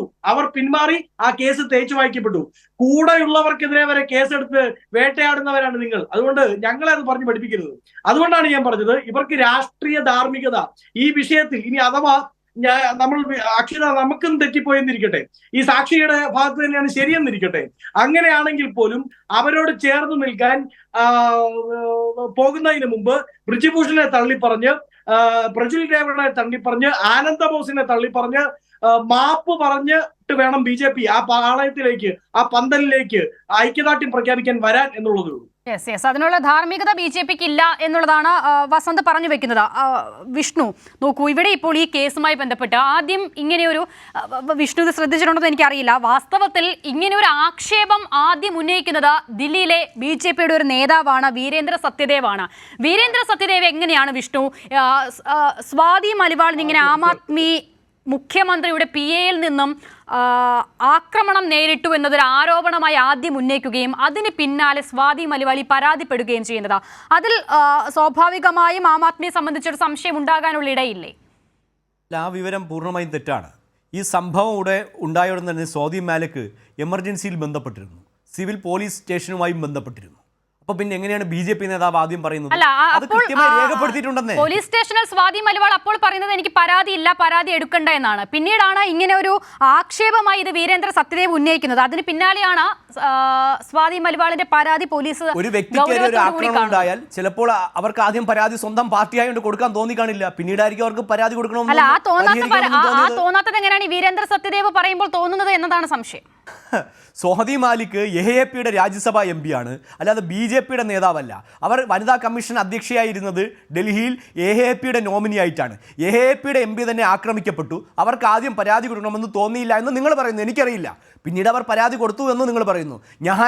എൻ്റെ അറിവിൽ അവർ ആ സമയത്ത് തന്നെ പോലീസുമായി, സിവിൽ പോലീസുമായി ബന്ധപ്പെടുകയും പരാതിയുമായി മുന്നോട്ട് പോവുകയൊക്കെ ചെയ്തു. നിങ്ങളുണ്ടാക്കുന്ന കെട്ടുകഥകൾക്കുള്ള മറുപടിയല്ല, അവർ കൃത്യമായി ആരോപണമല്ല ഉന്നയിച്ചത്, അവർക്ക് മുറിവുകളുണ്ട്, അവർ കൃത്യമായി ഫിസിക്കൽ അബ്യൂസിന് ഇരയായിട്ടുണ്ട്, അവർ പരാതി നൽകിയിട്ടുണ്ട്. അതാണ് അവിടെയുള്ള ഫാക്ട്. അപ്പോൾ അങ്ങനെയാണെങ്കിൽ എല്ലാ പരാതിയിലും ഇതേ സമീപനം സ്വീകരിക്കുമോ എന്നുള്ളതാണ് സംശയം. മെഡിക്കൽ റിപ്പോർട്ടിന്റെ അടിസ്ഥാനത്തിൽ കോടതി പോലും അദ്ദേഹത്തിന് അല്ലല്ല അസിത, കോടതി പോലും ജാമ്യം നിഷേധിച്ചിട്ടുണ്ട്. 5 ദിവസത്തെ കസ്റ്റഡിയിലേക്ക് വിട്ടുകൊടുത്തത് BJP അല്ലല്ലോ, പോലീസും അല്ലല്ലോ, കോടതിയല്ലേ. നിങ്ങൾ ചോദ്യം ചെയ്യേണ്ടത് കോടതിയല്ലേ. നോക്കൂ, ഇതിൽ ബാക്കി ചോദിക്കട്ടെ വിഷ്ണു, ഒരു മിനിറ്റ് ഒന്ന് കേൾക്കൂ. അതിഷി എന്ന ആം ആദ്മിയുടെ നേതാവ് പറയുന്നത് ഈ സ്വാതി മലിവാൾ BJPയുടെ റഡാറിലുള്ള നേതാവാണ്, അതുകൊണ്ടാണ് ഇപ്പോൾ ഈ കാര്യങ്ങളൊക്കെ ഇങ്ങനെ വന്നത് എന്നതാണ്. അല്ലേ, ഈ പല പാർട്ടികളിലും പല പേരും പരസ്പരം ആക്രമിക്കപ്പെടുകയൊക്കെ ചെയ്യുമ്പോൾ അവർ പരാതി കൊടുത്താൽ അവരെല്ലാം BJPയുടെ റഡാർ എന്ന് പറയുന്നത് യാതൊരുവിധ രാഷ്ട്രീയ അടിസ്ഥാനവും ഇല്ലാത്തത് കൊണ്ട് തന്നെയാണ്. അവർ ഫിസിക്കൽ അബ്യൂസിന് സ്വന്തം പാർട്ടിയുടെ മുഖ്യമന്ത്രിയുടെ PAയിൽ നിന്ന് ഇരയാകുമ്പോൾ അവർ പരാതി കൊടുത്താൽ ഉടനെ പറയുന്ന വാദം അവർ BJPയുടെ റഡാറിലാണ്. അവർ ഇത്രയും നാൾ ഏത് പാർട്ടിയിലാണ് പ്രവർത്തിച്ചത്? അവർ മുൻകാലങ്ങളിൽ എവിടെയെങ്കിലും BJPയുമായി ബന്ധപ്പെട്ട് പ്രവർത്തിച്ചിട്ടുണ്ടോ? അങ്ങനെ ഒരു ഹിസ്റ്ററി അവർക്കുണ്ടോ? ഇല്ലല്ലോ. അവർ പരാതി കൊടുത്തു, അവർ AAPയുമായി തർക്കമുണ്ടായി, അദ്ദേഹത്തിൻ്റെ PA മർദ്ദിച്ചാൽ ഉടൻ അവർ BJP റഡാർ. ഇത് ഇന്ത്യ സഖ്യത്തിൻ്റെ കഥയെന്നും ഈ രാജ്യത്ത് വിലപ്പോകില്ല. ഡൽഹിയിലടക്കം ആം ആദ്മി പാർട്ടി തകരാൻ പോകുന്നു. അതിൻ്റെ ഏറ്റവും ലക്ഷണങ്ങളാണ് ഇപ്പോൾ കണ്ടുകൊണ്ടിരിക്കുന്നത്. പിന്നെ കേരളത്തിലെ മാധ്യമങ്ങളെല്ലാം നരേന്ദ്രമോദിക്കെതിരായി കാറ്റുണ്ട്. ആം ആദ്മി ഡൽഹിയിൽ വലിയ ശക്തിയാവാൻ പോകുന്നു. കാരണം CPMന് പറ്റുന്നില്ല, കോൺഗ്രസിന് പറ്റുന്നില്ല. അപ്പോൾ ആകെ ഈ സഖ്യത്തിന് പറ്റുന്നത് ആം ആദ്മിയെ അങ്ങ് വലുതാക്കുക എന്നുള്ളതാണ്. ഇതൊന്നും കഴിയാത്തത് കൊണ്ട് തന്നെയാണ് ഈ പരാതിയിൽ കഴമ്പില്ല എന്ന് ഇന്ത്യ സഖ്യത്തിലെ നേതാക്കന്മാർ ഇപ്പോൾ പറഞ്ഞുകൊണ്ടിരിക്കുന്നത്. ഇതൊന്നും BJPയെ ബാധിക്കാൻ പോകുന്നില്ല. AAP എന്താണെന്നും കാട്ടുകള്ളന്മാർ ആരാണെന്നും ജനം കൃത്യമായി തിരിച്ചറിഞ്ഞിട്ടുണ്ട്. അരവിന്ദ് കെജ്രിവാളിനെ ജയിലിലേക്ക് അയച്ചത് BJP അല്ല, കോടതിയാണ്. കോടതിയുടെ മുന്നിൽ തെളിവുണ്ട്, അവർക്ക് ജാമ്യം കിട്ടിയേക്കാം, അത് സ്വാഭാവികമാണ്. ഏത് കേസിൽ ഏത് കൊലക്കേസ് പ്രതികൾക്ക് പോലും ജാമ്യം കിട്ടുന്ന നിയമവ്യവസ്ഥയാണ് ലോകത്തെമ്പാടും നമ്മുടെ രാജ്യത്തൊക്കെ ഉള്ളത്. അതുകൊണ്ട് ജാമ്യം കിട്ടിയേക്കാം. അതെ, ജാമ്യം കിട്ടുമല്ലോ, കോടതി കൊടുക്കുമല്ലോ. കോടതിക്ക് ജാമ്യം കൊടുക്കാനുള്ള അധികാരമുണ്ട്, കോടതി ജാമ്യം കൊടുക്കും. ജാമ്യം കൊടുക്കുക ഏത് കേസിലൊക്കെ കോടതി ഇവിടെ. അല്ല വിഷ്ണു, ഈ വാദം നടക്കുന്നതിനിടയിൽ EDയുടെ വാദങ്ങൾ എന്തൊക്കെയായിരുന്നു? അതൊക്കെ ഇപ്പോൾ എന്താണ് കോടതി പൂർണ്ണമായും തള്ളിക്കളഞ്ഞത്? ഇത്ര നാളിന്റെ ഇടയ്ക്ക് അരവിന്ദ് കെജ്രിവാളിനെതിരെ ഒരു തെളിവ് ഹാജരാക്കാൻ EDക്ക് സാധിച്ചിട്ടുണ്ടെന്ന് ചോദിച്ചത് ഇതേ കോടതിയാണ്. അല്ല, കോടതിയിൽ വാദങ്ങൾ ഇന്നും തീരുന്നില്ലല്ലോ, ഇനിയും ദിവസങ്ങളുണ്ടല്ലോ, കേസൊന്നും ആയിട്ടില്ലല്ലോ, ഒരു ജാമ്യം കിട്ടിയിട്ടല്ലേ ഉള്ളൂ. അപ്പോൾ ജാമ്യം കിട്ടിയ വേളയിൽ ഇദ്ദേഹത്തിനെതിരെ ആദ്യം ആരാ പരാതി കൊടുത്തത്? അരവിന്ദ് കെജ്രിവാളിനെതിരെ BJP ആണോ? അല്ലല്ലോ, കോൺഗ്രസ് അല്ലേ? ഇപ്പോൾ എന്താ കോൺഗ്രസ് അത് വിഴുങ്ങിയത്? ഇപ്പോൾ കോൺഗ്രസിന് അരവിന്ദ് കെജ്രിവാൾ പുണ്യവാളനായോ? എന്തേ ആ പരാതി കോൺഗ്രസ്സുകാർ മറന്നു പോകുന്നത്? അജിത് പവാറിനെതിരെ ശരി ശരി, അത് മറ്റു വിഷയങ്ങളാണ്, അതിലേക്ക് പോകേണ്ടതില്ല, ഞാൻ വരാം. പ്രകാശൻ മാസ്റ്റർ, മുൻപ് ആദ്യത്തെ ഘട്ടത്തിൽ അങ്ങ് സൂചിപ്പിച്ചപ്പോൾ പറഞ്ഞു ഇവിടെ ഈ തെരഞ്ഞെടുപ്പുമായി ബന്ധപ്പെട്ട് നടത്തുന്ന വിദ്വേഷ പ്രചരണങ്ങൾ. കഴിഞ്ഞ ദിവസമാണല്ലോ പ്രതിപക്ഷ നേതാക്കളുടെ പ്രസംഗങ്ങളിൽ നിന്നും ഈ ആകാശവാണിയും ദൂരദർശനും ഒക്കെ BJPക്കെതിരെ അല്ലെങ്കിൽ സർക്കാരിനെതിരെയുള്ള പരാമർശങ്ങൾ വെട്ടിക്കളയുന്നത്. എന്നിട്ട് അത് തെരഞ്ഞെടുപ്പ് ലംഘനമായി കാണുന്നു. പക്ഷേ അതേ BJPയുടെ നേതാക്കൾ ഇത്രയും വിദ്വേഷപരമായ പരാമർശങ്ങൾ നടത്തുമ്പോൾ അത് ഈ തെരഞ്ഞെടുപ്പ് കമ്മീഷൻ കണ്ടില്ല എന്നേ നടിക്കുക ചെയ്യുന്നു. ഇവിടെ ബ്രിജ്ഭൂഷൺ എന്ന നേതാവിനെതിരെ പരാതി ഉയരുന്നു. അപ്പോൾ ഒരു അന്വേഷണവും ഉണ്ടാകുന്നില്ല, ഒരു പ്രശ്നവും ഉണ്ടാകുന്നില്ല. പ്രജ്വൽ രേവണ്ണയ്ക്കെതിരെ പരാതി ഉണ്ടാകുന്നു, അദ്ദേഹം സുഗമമായി രാജ്യം വിടുന്നു, ഒരു നടപടിയും ഉണ്ടാകുന്നില്ല. പക്ഷേ തിരികെ വരുമ്പോൾ ആം ആദ്മി പാർട്ടിക്കെതിരെ വരുമ്പോൾ അല്ലെങ്കിൽ ഈ ഇന്ത്യ സഖ്യവുമായി ബന്ധപ്പെട്ട പ്രതിപക്ഷ നേതാക്കൾക്കെതിരെ വരുമ്പോൾ സാഹചര്യങ്ങൾ ആകെ മാറുകയാണ്. ഇത് ജനങ്ങൾ കാണുകയാണ്, രാജ്യത്തെ ജനങ്ങൾ കാണുകയാണ്. വിഷ്ണു പറയുന്നു, മലയാളം മാധ്യമങ്ങളാണ് പറയുന്നത് ഇത്തരത്തിൽ ഈ തെരഞ്ഞെടുപ്പിന് ശേഷം BJPക്ക് തിരിച്ചടി ഉണ്ടാകുന്നു എന്ന്. പക്ഷെ അങ്ങനെയല്ല, ദേശീയ മാധ്യമങ്ങളടക്കം റിപ്പോർട്ട് ചെയ്യുന്നത് മറ്റൊരു തരത്തിലാണ്. ഈ തെരഞ്ഞെടുപ്പ് അനന്തര സംസ്ഥാനങ്ങളിൽ, മണ്ഡലങ്ങളിൽ സാഹചര്യങ്ങൾ മാറുന്നു. മാറ്റത്തിന്റെ കാറ്റ് നിങ്ങൾക്ക് അനുഭവപ്പെടുന്നുണ്ടോ? ഇപ്പം ഞാൻ നേരത്തെ പറഞ്ഞല്ലോ, ഇത് ഇന്ത്യയിലെ ദേശീയ മാധ്യമങ്ങൾ മാത്രമല്ല. ഞാൻ നേരത്തെ 2 മാധ്യമങ്ങളുടെ പേര് പറഞ്ഞു, ന്യൂയോർക്ക് ടൈംസും അതുപോലെ തന്നെ ഗാർഡിയനും. ഫ്രഞ്ച് പത്രം ലെമോൺ ഡിപ്ലോമാറ്റിക് എന്ന പത്രം. ആ ഇതിൽ ന്യൂയോർക്ക് പത്രത്തിൻ്റെ ഹെഡിങ് തന്നെ മോഡീസ് ടെമ്പിൾ ഓഫ് ലൈസ് എന്നാണ്, മോഡിയുടെ കളവുകളുടെ ക്ഷേത്രം. അതുപോലെ തന്നെ ഫ്രഞ്ച് പത്രത്തിൻ്റെ heading India democracy in name only എന്ന് പറഞ്ഞ ലോകമാകെ ഇന്ത്യയിൽ നടന്നുകൊണ്ടിരിക്കുന്ന ഈ കാര്യം കാണുന്നുണ്ട്. നമ്മുടെ രാജ്യത്തിനകത്ത് നിലനിൽക്കുന്ന മതനിരപേക്ഷതയെ മാത്രമല്ല നീതിന്യായ വ്യവസ്ഥയെ പോലും തങ്ങളുടെ രാഷ്ട്രീയ താല്പര്യത്തിന് വേണ്ടി ഉപയോഗിക്കുകയാണ്. ഞാനിവിടെ പറഞ്ഞല്ലോ, ഇപ്പോൾ നമ്മുടെ ഇലക്ട്രൽ ബോണ്ടുമായി ബന്ധപ്പെട്ട വിഷയം വന്നു. ഡീറ്റെയിൽസ് പരിശോധിക്കുമ്പോൾ കാണാൻ വേണ്ടി കഴിയുന്നത് എന്താ, ED എവിടെയെല്ലാമാണോ പോകുന്നത് അവർ ഈ പറയുന്ന BJPക്ക് ഇലക്ട്രൽ ബോർഡ് പണം കൊടുക്കുകയാണ്. ലാഭം പോലും ഇല്ലാത്ത സ്ഥാപനങ്ങൾ, ആരംഭിച്ചൊരു കൊല്ലം പോലും പൂർത്തീകരിക്കുന്ന സ്ഥാപനങ്ങൾ. അപ്പോൾ ED ഉപയോഗിച്ചുകൊണ്ട് ഭീഷണിപ്പെടുത്തി ഇലക്ട്രൽ ബോണ്ടിലൂടെ കൈക്കൂലി വാങ്ങുകയാണ്. ഞാൻ നേരത്തെ പറഞ്ഞില്ല, 34 കോൺഗ്രസ് നേതാക്കന്മാരെയാണ് ED അന്വേഷിച്ച് കേസിൽപ്പെടുത്തി BJPയിലേക്ക് മാറിയപ്പോൾ കേസ് ഇല്ലാതായി പോയത്. നമുക്ക് നേരിട്ട് കാണാൻ വേണ്ടി കഴിയുന്നൊരു കാര്യമല്ലേ ഇത്.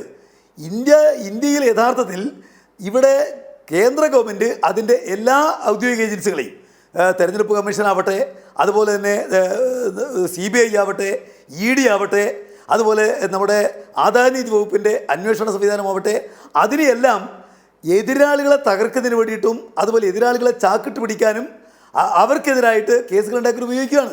ഇത് കഴിഞ്ഞ കുറച്ച് കാലമായിട്ട് നമ്മൾ കണ്ടുകൊണ്ടേയിരിക്കുകയാണല്ലോ.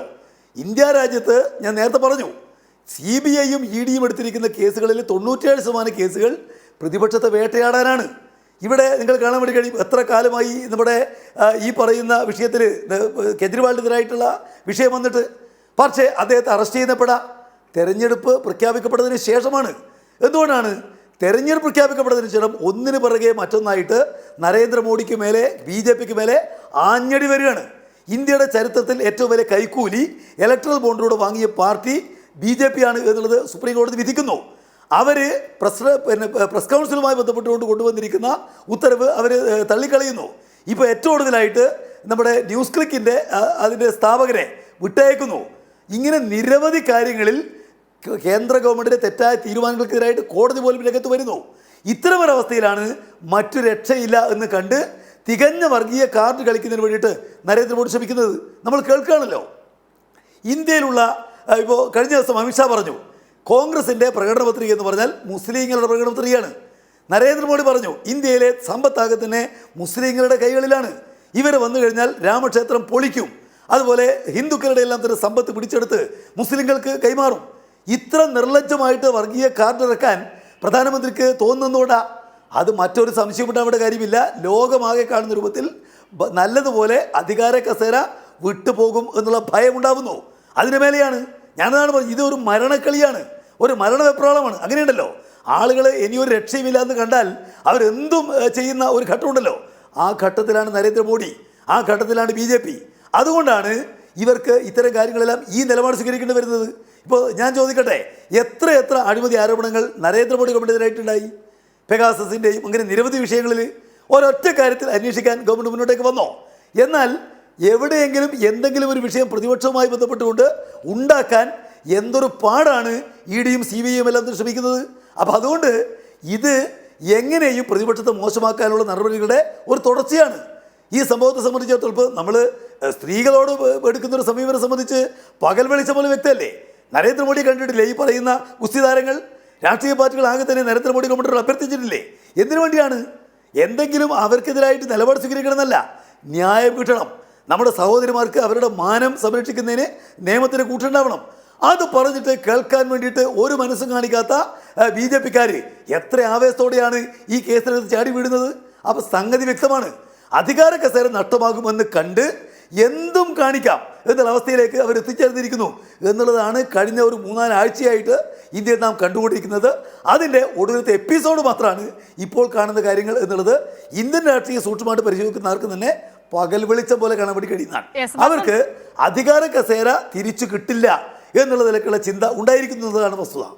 വസന്തിലേക്ക് ഞാൻ വരാം. വിഷ്ണുവിലേക്ക് ഒരിക്കൽ പോകുന്നു. വിഷ്ണു, ഈ ഒരു തരത്തിലാണ് കാര്യങ്ങൾ. പ്രത്യേകിച്ചും 2ാം ഘട്ട തെരഞ്ഞെടുപ്പിന് ശേഷമാണ് നരേന്ദ്രമോദി ഇത്രമേൽ വർഗീയ പരാമർശങ്ങളും വർഗീയ വിദ്വേഷം ഇങ്ങനെ അങ്ങ് കെട്ടടിച്ചു വിടുന്ന തരത്തിൽ ഉള്ള പ്രസ്താവനകളും പ്രചരണങ്ങളും ഒക്കെ നടത്താൻ തുടങ്ങുന്നത്. എന്താണ് വിഷ്ണു ഇവിടെ നരേന്ദ്രമോദി പറഞ്ഞു വെക്കാൻ ശ്രമിക്കുന്നത്? ഇന്ത്യ സഖ്യം അല്ലെങ്കിൽ പ്രതിപക്ഷം അധികാരത്തിൽ വന്നാൽ ഈ രാജ്യത്തിന്റെ സമ്പത്ത് മുഴുവൻ മുസ്ലിങ്ങൾക്ക് വീതിച്ചു കൊടുക്കും, ഹിന്ദുക്കളുടെ അവകാശങ്ങളെടുത്ത് മുസ്ലിങ്ങൾക്ക് കൊടുക്കും, ഈ രാജ്യത്തിന്റെ സ്വാതന്ത്ര്യ സമരത്തിന് വേണ്ടി പോരാടിയ ചരിത്രമുള്ള ഒരു വംശത്തിന്റെ പിന്മുറക്കാരെ നോക്കി നുഴഞ്ഞുകയറ്റക്കാർ എന്നൊക്കെ വിളിക്കുകയാണ് ഒരു രാജ്യത്തിലെ പ്രധാനമന്ത്രി. വിഷ്ണു, അതിന്റെ ഒക്കെ തുടർച്ചയാണ് ഇപ്പോൾ ഏറ്റവും ഒടുവിൽ അതിനു മുൻപ് അരവിന്ദ് കെജ്രിവാളിനെതിരെ അറസ്റ്റ്, പിന്നീട് ഉണ്ടാകുന്ന നിയമ നടപടികൾ, അതിനുശേഷം ഇപ്പോൾ ഈ സ്വാതി മലിവാളിന്റെ വിഷയത്തിൽ ഉണ്ടാകുന്ന നടപടി. അപ്പോൾ ഇതൊരു തുടർച്ചയല്ലേ വിഷ്ണു? ഞാൻ ആദ്യം പ്രകാശൻ മാസ്റ്റർക്ക് മറുപടി പറഞ്ഞോട്ടെ. സ്ത്രീ സുരക്ഷിതത്വത്തെപ്പറ്റി വളരെ ശക്തമായി അദ്ദേഹം ഇവിടെ സംസാരിച്ചു. 2011 CPM ഒരു നേതാവിനെ പുറത്താക്കിയിട്ടുണ്ട് സ്ത്രീകൾക്കെതിരായുള്ള പല വിഷയങ്ങളുടെ പേരിൽ. അദ്ദേഹത്തിൻ്റെ പേര് P. ശശി എന്നാണ്. പിന്നീട് അദ്ദേഹത്തെ CPM കുറ്റക്കാരനല്ലെന്ന് കണ്ട് തിരിച്ചെടുത്തു. ഇപ്പോൾ അദ്ദേഹമാണ് കേരളത്തിൽ മുഖ്യമന്ത്രിയുടെ പൊളിറ്റിക്കൽ സെക്രട്ടറി. പിന്നെ നിങ്ങളുടെ ഒരു ജില്ലാ സെക്രട്ടറി ഉണ്ടായിരുന്നു, ഗോപി കോട്ടമുറിക്കൽ. എന്തിനാ നടപടിയെടുത്തിട്ടുള്ളത്? പിന്നെ നിങ്ങളുടെ ഒരു MLA ഉണ്ടല്ലോ, PK ശശി. ഇങ്ങനെ ഒട്ടനവധി MLAമാർ ലോക്കൽ സെക്രട്ടറിമാരുടെയും ഏരിയ സെക്രട്ടറിമാരുടെയും ജില്ലാ DFI നേതാക്കന്മാരുടെയൊന്നും കഥകളൊന്നും പറയാൻ എനിക്ക് താല്പര്യമില്ലാത്തതുകൊണ്ട് ഞാൻ അതിലേക്ക് കടക്കുന്നില്ല. അപ്പോൾ സ്ത്രീകളുടെ അവകാശങ്ങൾക്ക് വേണ്ടി വാതുറക്കുകയും എന്നാൽ സ്ത്രീകളെ ഏറ്റവും കൂടുതൽ ക്രൂശിക്കുന്ന പാർട്ടിയാണ് മാർക്സിസ്റ്റ് പാർട്ടി. ഇനി ഞാൻ നരേന്ദ്രമോദിയുമായി ബന്ധപ്പെട്ട വിഷയത്തിലേക്ക്, അസദിയുടെ ചോദ്യത്തിലേക്ക് വരാം. ഈ രാജ്യത്ത് കോൺഗ്രസ് അധികാരത്തിലിരുന്നപ്പോൾ എന്തെല്ലാമായിരുന്നു? പ്രധാനമന്ത്രി മൻമോഹൻ സിംഗ് തന്നെ അധികാരത്തിലിരുന്നപ്പോൾ പറഞ്ഞു ഈ രാജ്യത്തെ എല്ലാ വിഭവങ്ങളുടെയും ആദ്യത്തെ അവകാശികൾ മുസ്ലിങ്ങളാണെന്നുള്ളത്. ഞങ്ങളിരുന്നപ്പോൾ നിരവധി പദ്ധതികൾ കേന്ദ്ര സർക്കാർ നടപ്പിലാക്കി. അതിൽ ഒരിടത്ത് പോലും ഹിന്ദുവിനെയോ മുസൽമാനെയോ ക്രിസ്ത്യാനിയോ ജൈനനെയോ ബുദ്ധനെയോ പാഴ്സിയെയോ വേർതിരിക്കപ്പെട്ട ഒരു പദ്ധതിയും നരേന്ദ്രമോദി ഈ രാജ്യത്ത് പ്രഖ്യാപിച്ചിട്ടില്ല. ഈ രാജ്യത്തെ പൗരന്മാർക്ക് വേണ്ടി മാത്രമേ പ്രഖ്യാപിച്ചിട്ടുള്ളൂ.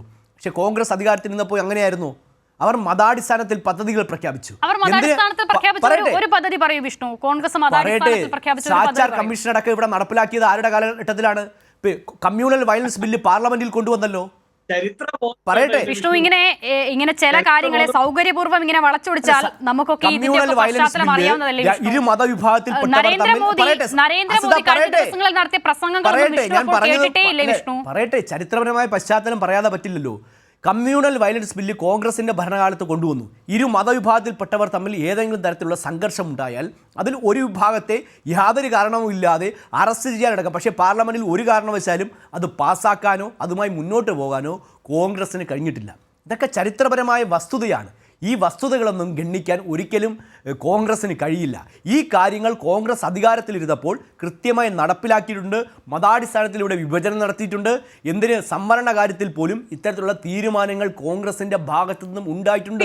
സംവരണം എന്ന് പറയുന്ന ആശയം തന്നെ ഈ രാജ്യത്ത് വരുന്നത് എങ്ങനെയാണെന്ന് അറിയാമോ? ഇപ്പോൾ നിങ്ങൾ വളരെ വലിയ തരത്തിൽ സംവരണത്തെ എങ്ങനെ ഉപയോഗിക്കുന്നുണ്ടല്ലോ വിഷ്ണു. സംവരണം തന്നെ ഏതെങ്കിലും കാരണത്താൽ ന്യൂനപക്ഷങ്ങളായി പോയവർക്ക്, സമൂഹത്തിൽ മറ്റൊരു തരത്തിൽ ഉയർന്നു വരാൻ സാധിക്കാത്തവർക്ക്, വിവിധ കാര്യങ്ങൾ കൊണ്ട് പലതരത്തിൽ പിറകിലേക്ക് പോയവരെ ഉയർത്തിക്കൊണ്ടുവരികയാണ് ഈ സംവരണം എന്നതിന്റെ ഉദ്ദേശം വിഷ്ണു. ആ സംവരണത്തേക്ക് എടുത്ത് ഇങ്ങനെ ഉച്ചനീചത്വങ്ങൾക്കും അടിമത്വത്തിനും ഒരു വലിയൊരു വിഭാഗം ജനത നൂറ്റാണ്ടുകളായി അനുഭവിച്ച ഒരു പ്രശ്നമുണ്ട്. അവർക്കാണ് ഈ രാജ്യത്ത് സംവരണം കിട്ടേണ്ടത്. ആ സംവരണം ആർക്കും മറ്റൊരാൾക്ക് നൽകാൻ ഞങ്ങൾ അനുവദിക്കുക. മതപരമായി പീഡനം ഈ രാജ്യത്ത് ഉണ്ടായിട്ടില്ല. മതപരമായി മറ്റു മതസ്ഥരെ പീഡിപ്പിക്കുന്ന ഒരു രാജ്യമല്ല നമ്മുടേത്. അത് ജാതീയമായ ഉച്ചനീചത്വം ഉണ്ടായിരുന്നു. ആ യാഥാർത്ഥ്യങ്ങൾ ഉൾക്കൊണ്ടുകൊണ്ടാണ് ഭരണഘടനയിൽ സംവരണം കൊണ്ടുവന്നിട്ടുള്ളത്. അത് കോൺഗ്രസ് അധികാരത്തിലിരിക്കുമ്പോൾ മതാടിസ്ഥാനത്തിൽ വിഭജിക്കപ്പെടുമ്പോൾ ഞങ്ങൾ അതിനെ എതിർക്കും. അതിന് എന്താണ് സംശയമുള്ളത്? ഇനിയും കോൺഗ്രസ് അധികാരത്തിൽ വന്നാൽ ഇതെല്ലാം വീണ്ടും ആവർത്തിക്കുമെന്ന് ഞങ്ങൾ ജനങ്ങളോട് പറയുന്നു. ഞങ്ങൾ നടത്തുന്ന പൊളിറ്റിക്കൽ ക്യാമ്പയിനാണ്. ഞങ്ങൾക്ക് ജനങ്ങളോട് പറയാനുള്ള സ്വാതന്ത്ര്യമുണ്ട്, അവകാശമുണ്ട്. കോൺഗ്രസ് എന്തൊക്കെ ചെയ്യുമെന്ന് ജനങ്ങളോട് ഞങ്ങൾ വീണ്ടും പറയും. ചോദിച്ചത് വസന്തനത് മനസ്സിലായെങ്കിൽ അതിനൊരു മറുപടി. അല്ല അസിത, ഒരു പ്രശ്നമുണ്ട്. ഞാനോ അസിതയോ ഇനി മറ്റാരെങ്കിലും ഈ BJP-ക്കാരെയും സംഘപരിവാരുകാരെയും ചരിത്രം പഠിപ്പിക്കാം എന്ന് വിചാരിച്ചാൽ അത് നമ്മുടെ ഈ വൃഥാ അതരവ്യായാമമായി പോവുകയുള്ളൂ. നമുക്ക് വേറെ പണിയുണ്ടല്ലോ. അതിലും ഭേദം വേറെ എന്തെങ്കിലും പണി ചെയ്യുന്നതായിരിക്കും. അത് പോട്ടെ.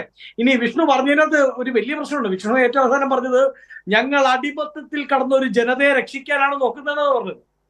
ഏതാണ് അടിമത്തത്തിൽ കടന്ന ജനത?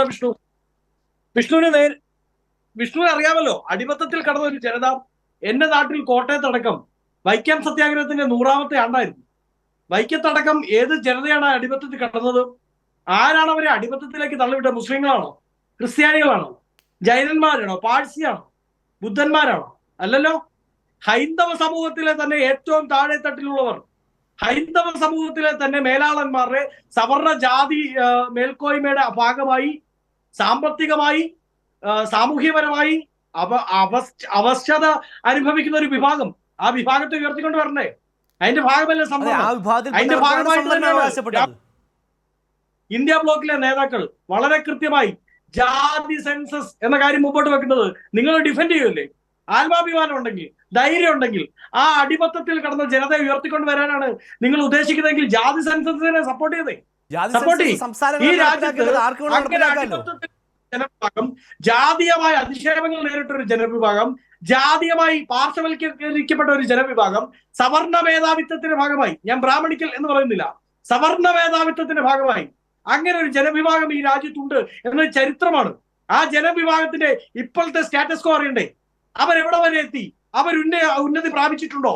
ഇനി അവരെ സപ്പോർട്ട് ചെയ്യണോ? ഏത് രീതിയിൽ സപ്പോർട്ട് ചെയ്യണം? ഇതറിയണ്ടേ? അതറിയണമെങ്കിൽ ജാതി സെൻസസ് നടക്കണ്ടേ? രാഹുൽ ഗാന്ധി എടുക്കുമ്പോൾ മനസ്സിലാക്കേണ്ട ഒരു കാര്യമുണ്ട്. ഈ രാജ്യത്ത് ഏറ്റവും കൂടുതൽ OBC MLA-മാരുള്ളത് ആർക്കാണ്? OBC MP-മാരുള്ളത് ആർക്കാണ്? പട്ടികജാതി MLA-മാരുള്ളത് എവിടെയാണ്? പട്ടികജാതി MP-മാരുള്ളത് എവിടെയാണ്? ഈ രാജ്യത്ത് ദളിത് വിഭാഗത്തിൽ നിന്ന് രാഷ്ട്രപതിയെ പാർട്ടിയാണ്. വിഷ്ണു, എത്ര മുസ്ലിം MP-മാരുണ്ട് വിഷ്ണു? ഒരാളുടെ പേര് പറയൂ. ഞാൻ ചോദിച്ചോട്ടോ, ഞങ്ങളുടെ പാർട്ടിയിൽ ഇവിടെ എല്ലാ മതസ്ഥർക്കും പ്രവർത്തിക്കാനുള്ള അവസരമുണ്ട്. മുസ്ലിം ജനവിഭാഗത്തിൽപ്പെട്ട ആരും ഞങ്ങളുടെ സ്ഥാനാർത്ഥികളായി മത്സരിച്ചവർ വിജയിച്ചില്ല എന്ന് കരുതി ഞങ്ങളിവിടെ ആർക്കും എതിരല്ല. മുസ്ലിം സ്ഥാനാർത്ഥികളെ വിജയിക്കാനേ സാധ്യതയില്ലാത്ത സീറ്റ് കൊണ്ടുപോയി നിർത്തിയിട്ട് ഞങ്ങൾ സീറ്റ് കൊടുത്തിട്ടുണ്ടല്ലോ എന്ന് പറയുന്നതിൽ വലിയ ആവേശമുണ്ടല്ലേ വിഷ്ണു? ഇപ്പോൾ പറഞ്ഞ മറ്റുള്ള പട്ടികയിലുള്ള ഒരാളുടെ പേരെങ്കിലും അങ്ങനെ. ശരി, രാജ്യസഭയിൽ എത്ര പേരുണ്ട്? ഈ രാജ്യത്ത് ലോക്സഭ പോട്ടെ, രാജ്യസഭയിൽ എത്ര പേരുണ്ട്? രാജ്യസഭയിൽ എത്ര പേരുണ്ട് വിഷ്ണു? പറയൂ. കോൺഗ്രസിനുണ്ടോ 45? രാജ്യസഭയിൽ എത്ര MP-മാരുണ്ട് വിഷ്ണു? നിങ്ങൾക്ക് മുസ്ലിം MP-മാർ പറയൂ. രാജ്യസഭയിലെ കണക്ക് ആരുമില്ല. ആ കണക്ക് ഞങ്ങൾക്ക് പറയുന്നത് തെറ്റൊന്നും എന്തുകൊണ്ടില്ല? ഈ പറഞ്ഞല്ലോ മുസ്ലിം സ്ഥാനാർത്ഥികൾ ആരും വിജയിച്ചില്ല എന്ന് പറഞ്ഞല്ലോ. രാജ്യസഭയിൽ വിജയിക്കാൻ സാധ്യതയുള്ളിടത്ത് നിന്ന് പാർലമെന്റിൽ എത്തിക്കാമായിരുന്നല്ലോ. എത്ര പേരുണ്ട് രാജ്യസഭയിലേക്ക് മത്സരിക്കുന്നത്? ഞങ്ങളുടെ പാർട്ടിയിലെ മുതിർന്ന നേതാക്കന്മാരെ മറ്റുമാണ്. ഞങ്ങളുടെ മുതിർന്ന നേതാക്കന്മാർ ശരി, വളരെ ക്ലിയർ ആണ്. അവിടെ നിങ്ങൾക്ക് എല്ലാ വിഭാഗത്തെയും അപ്പോൾ ഒരുമിച്ച് നിർത്തണ്ട. അതാണല്ലോ അതിലെ BJP-യുടെ ന്യായം. M. പ്രകാശൻ മാസ്റ്റർ, ഈ രാജ്യത്തെ എല്ലാ വിഭാഗങ്ങളെയും ജനങ്ങളെ ഒരുമിച്ച് നിർത്താനായി കൊണ്ടുവന്ന പല പദ്ധതികൾ, ഇപ്പോൾ സച്ചാർ കമ്മിറ്റി റിപ്പോർട്ട് അടക്കം ഏത് വിധത്തിലാണ് BJP തെറ്റായി വ്യാഖ്യാനിക്കുകയും ഒരു ഭൂരിപക്ഷത്തിന്റെ ഇടയ്ക്കൊരു തെറ്റായ ചിത്രം പ്രചരിപ്പിക്കാൻ ഉപയോഗിക്കുകയും ചെയ്യുന്നത്?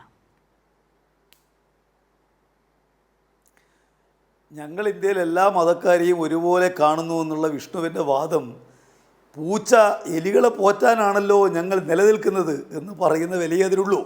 ഞാൻ ചോദിക്കട്ടെ, നരേന്ദ്രമോദി എന്ന വ്യക്തിക്ക് അമേരിക്ക അടക്കമുള്ള ഒരുപാട് രാജ്യങ്ങളിൽ പ്രധാനമന്ത്രിയാകുന്നതിന് മുമ്പ് പ്രവേശനം ഉണ്ടായിരുന്നില്ല, വിസ കൊടുത്തിരുന്നില്ല. എന്തുകൊണ്ടാണ്?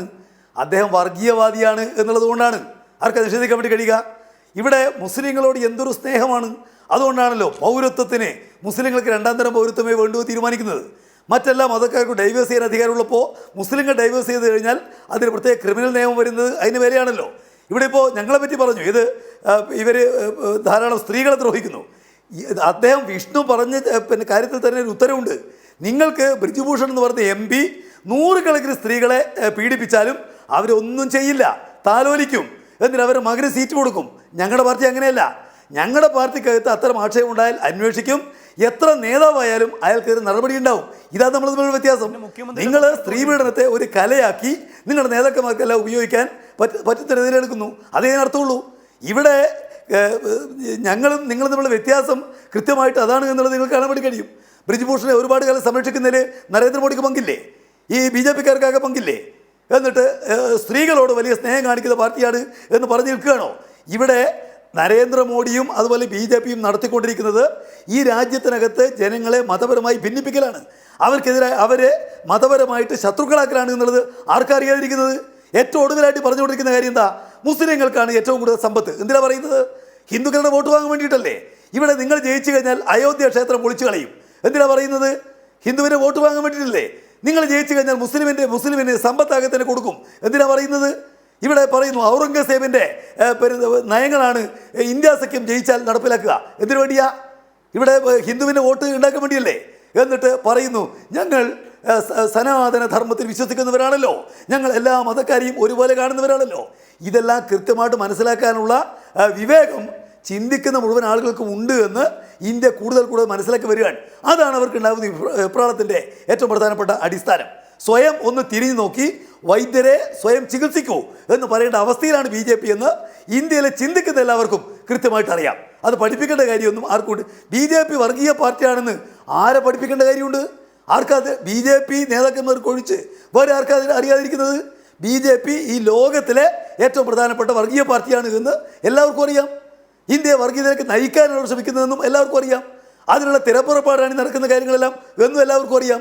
അതുകൊണ്ട് അതൊന്നും വിശ്വസിക്കാൻ ഇന്ത്യയിൽ ആരെയും കിട്ടാൻ വേണ്ടി പോകുന്നില്ല എന്ന് ചിന്തിക്കുന്നവർ കിട്ടാൻ പോകുന്നില്ല എന്ന് അവർ മനസ്സിലാക്കുന്നത്. 2 തവണ അധികാരത്തിലെത്തിയതും CPM 2 അക്ക സഖ്യം പോലും തികയ്ക്കാതെ ഇപ്പോഴും നിൽക്കുന്നത്. മാഷേ, ഹിറ്റ്ലറും ജയിച്ചിട്ടുണ്ട്. അല്ല, ഹിറ്റ്ലറും ജയിച്ചിട്ടുണ്ട്. ലോകത്ത് ഹിറ്റ്ലറും തെരഞ്ഞെടുക്കപ്പെട്ടിട്ട് തന്നെയാണ് അധികാരത്തിൽ വന്നത്. അല്ലാതെ നരേന്ദ്രമോദി തെരഞ്ഞെടുപ്പിൽ ജയിച്ചതുപോലെ തന്നെയാണ് പിണറായി വിജയനും കേരളത്തിൽ. അതുകൊണ്ട് പിണറായിക്ക് എന്താ കുറ്റം? പിണറായി ഇന്ത്യയിലെ കമ്മ്യൂണിസ്റ്റ് നേതാവാണെന്ന് ഒരുപാട് ത്യാഗം സഹിച്ച് നരേന്ദ്രമോദി വർഗീയവാദി. നരേന്ദ്രമോദി കൂട്ടുപിടിക്കുന്ന രാഷ്ട്രീയത്തിലല്ലോ. നരേന്ദ്രമോദി കൂട്ടുപിടിക്കുന്നത് രാഷ്ട്രീയത്തെയല്ലോ. നീ മുസ്ലിം, നിന്നെ തള്ളിക്കളാ, നീ ഹിന്ദു, ഇങ്ങോട്ട് വാ. അതാണ് പ്രധാനമന്ത്രി പറയേണ്ടത്. ഇന്ത്യയിലെ മുസ്ലിങ്ങൾക്ക് സമ്പത്ത് അധികമുണ്ട്. പ്രധാനമന്ത്രി പറയേണ്ട വാക്കാണോ അത്? ഇവിടെ പ്രതിപക്ഷ സഖ്യം ജയിച്ചു കഴിഞ്ഞാൽ മുസ്ലിങ്ങൾക്ക് ഇഷ്ടംപോലെ സമ്പത്ത് കൊടുക്കും. പ്രധാനമന്ത്രി പറയേണ്ട കാര്യമാണ്. അദ്ദേഹം മുസൽമാൻ പ്രധാനമന്ത്രിയല്ലേ? ഞാൻ ചോദിക്കട്ടെ നരേന്ദ്രമോദി മുസ്ലിമിന് പ്രധാനമന്ത്രി അല്ലേ? ഇന്ത്യയിൽ ലക്ഷക്കണക്കിന് മുസ്ലിങ്ങളുണ്ടല്ലോ. അദ്ദേഹത്തിന് പ്രധാനമന്ത്രി അല്ലേ നരേന്ദ്രമോദി? മുസ്ലിങ്ങൾക്ക് വേറെ പ്രധാനമന്ത്രി ഉണ്ടോ? ക്രിസ്ത്യാനികൾക്ക് വേറെ പ്രധാനമന്ത്രി ഉണ്ടോ? ഇവിടെ ക്രിസ്ത്യാനികൾ വേട്ടയാടുന്നു മണിപ്പൂരിൽ. നമ്മുടെ പ്രധാനമന്ത്രി അങ്ങോട്ടേക്ക് പോകുന്നതേ ഇല്ല. അവർക്കെതിരായിട്ട് സംസാരിക്കുന്നു. അദ്ദേഹം ക്രിസ്ത്യാനികളുടെ പ്രധാനമന്ത്രിയല്ലേ? നാണമില്ലാതെ പറയാണ് മുഖ്യമന്ത്രി പോയോ? അതൊന്നല്ല ഞാൻ ചോദിക്കുന്നത്. പൂഞ്ഞാറിൽ അക്രമമൊന്നുമില്ല ഞാൻ ചോദിച്ചത്. ഇന്ത്യയിലെ ഒരു സംസ്ഥാനത്തിനകത്ത് ക്രിസ്ത്യാനികളെ വേട്ടയാടുമ്പോൾ അതിന് അനുകൂലമായി നിൽക്കുന്നത് നരേന്ദ്രമോദി. ക്രിസ്ത്യാനികളുടെ പ്രധാനമന്ത്രി അല്ലേ നരേന്ദ്രമോദി? സർക്കാരിന്റെ കാലഘട്ടത്തിൽ 1-2 സർക്കാർ കാലഘട്ടത്തിൽ അവിടെ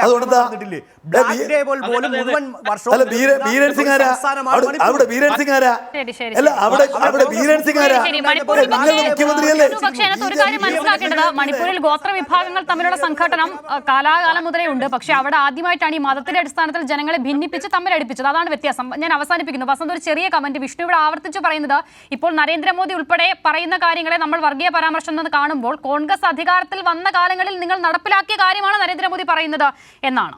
മുസ്ലിങ്ങൾക്ക് ഫേവർ ചെയ്തു കോൺഗ്രസ്. 2019 പറഞ്ഞില്ലല്ലോ. 2019 ഇവർക്ക് പാവപ്പെട്ട ജവാന്മാരുടെ രക്തമുണ്ടായിരുന്നു. നോക്കൂ, ഞാൻ ബാലാക്കോട്ടിൽ നിന്നാണ് വരുന്നതെന്നാണ് മോദി പറഞ്ഞത്. അന്ന് എന്തുകൊണ്ടാണ് ഇത് പറയാതിരുന്നത്? 2019 to 2024 5 വർഷത്തിനിടയിൽ പറഞ്ഞില്ലല്ലോ.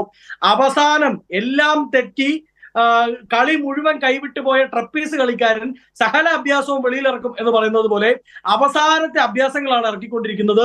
ഇറങ്ങിക്കോട്ടെ. 2024 ജൂൺ മാസം 4-ാം തീയതിക്ക് ശേഷം നേരത്തെ വിഷ്ണു പറഞ്ഞ അരവിന്ദ് കെജ്രിവാളും ഈ രാജ്യത്തെ സോഷ്യലിസ്റ്റുകളും ഈ രാജ്യത്തെ ഇടതുപക്ഷവും ഈ രാജ്യത്തെ കോൺഗ്രസും ഒക്കെ കൂടി ഞങ്ങൾ ഇവിടെ സർക്കാർ രൂപീകരിക്കുമ്പോൾ വളരെ കൃത്യമായി ഈ വിഷയങ്ങളിലൊക്കെ അന്വേഷണം ഉണ്ടാവും, പ്രതികൾ ശിക്ഷിക്കപ്പെടുകയും ചെയ്യും. യാതൊരു സംശയവുമില്ല. ശരി, വളരെ നന്ദി എം പ്രകാശൻ മാസ്റ്റർ, വസന്ത് സുറിയക്ക, BG വിഷ്ണു ചർച്ചയിൽ പങ്കെടുത്തതിന്. ന്യൂസ് ആൻഡ് വ്യൂസ് പൂർണ്ണമാകുന്നു.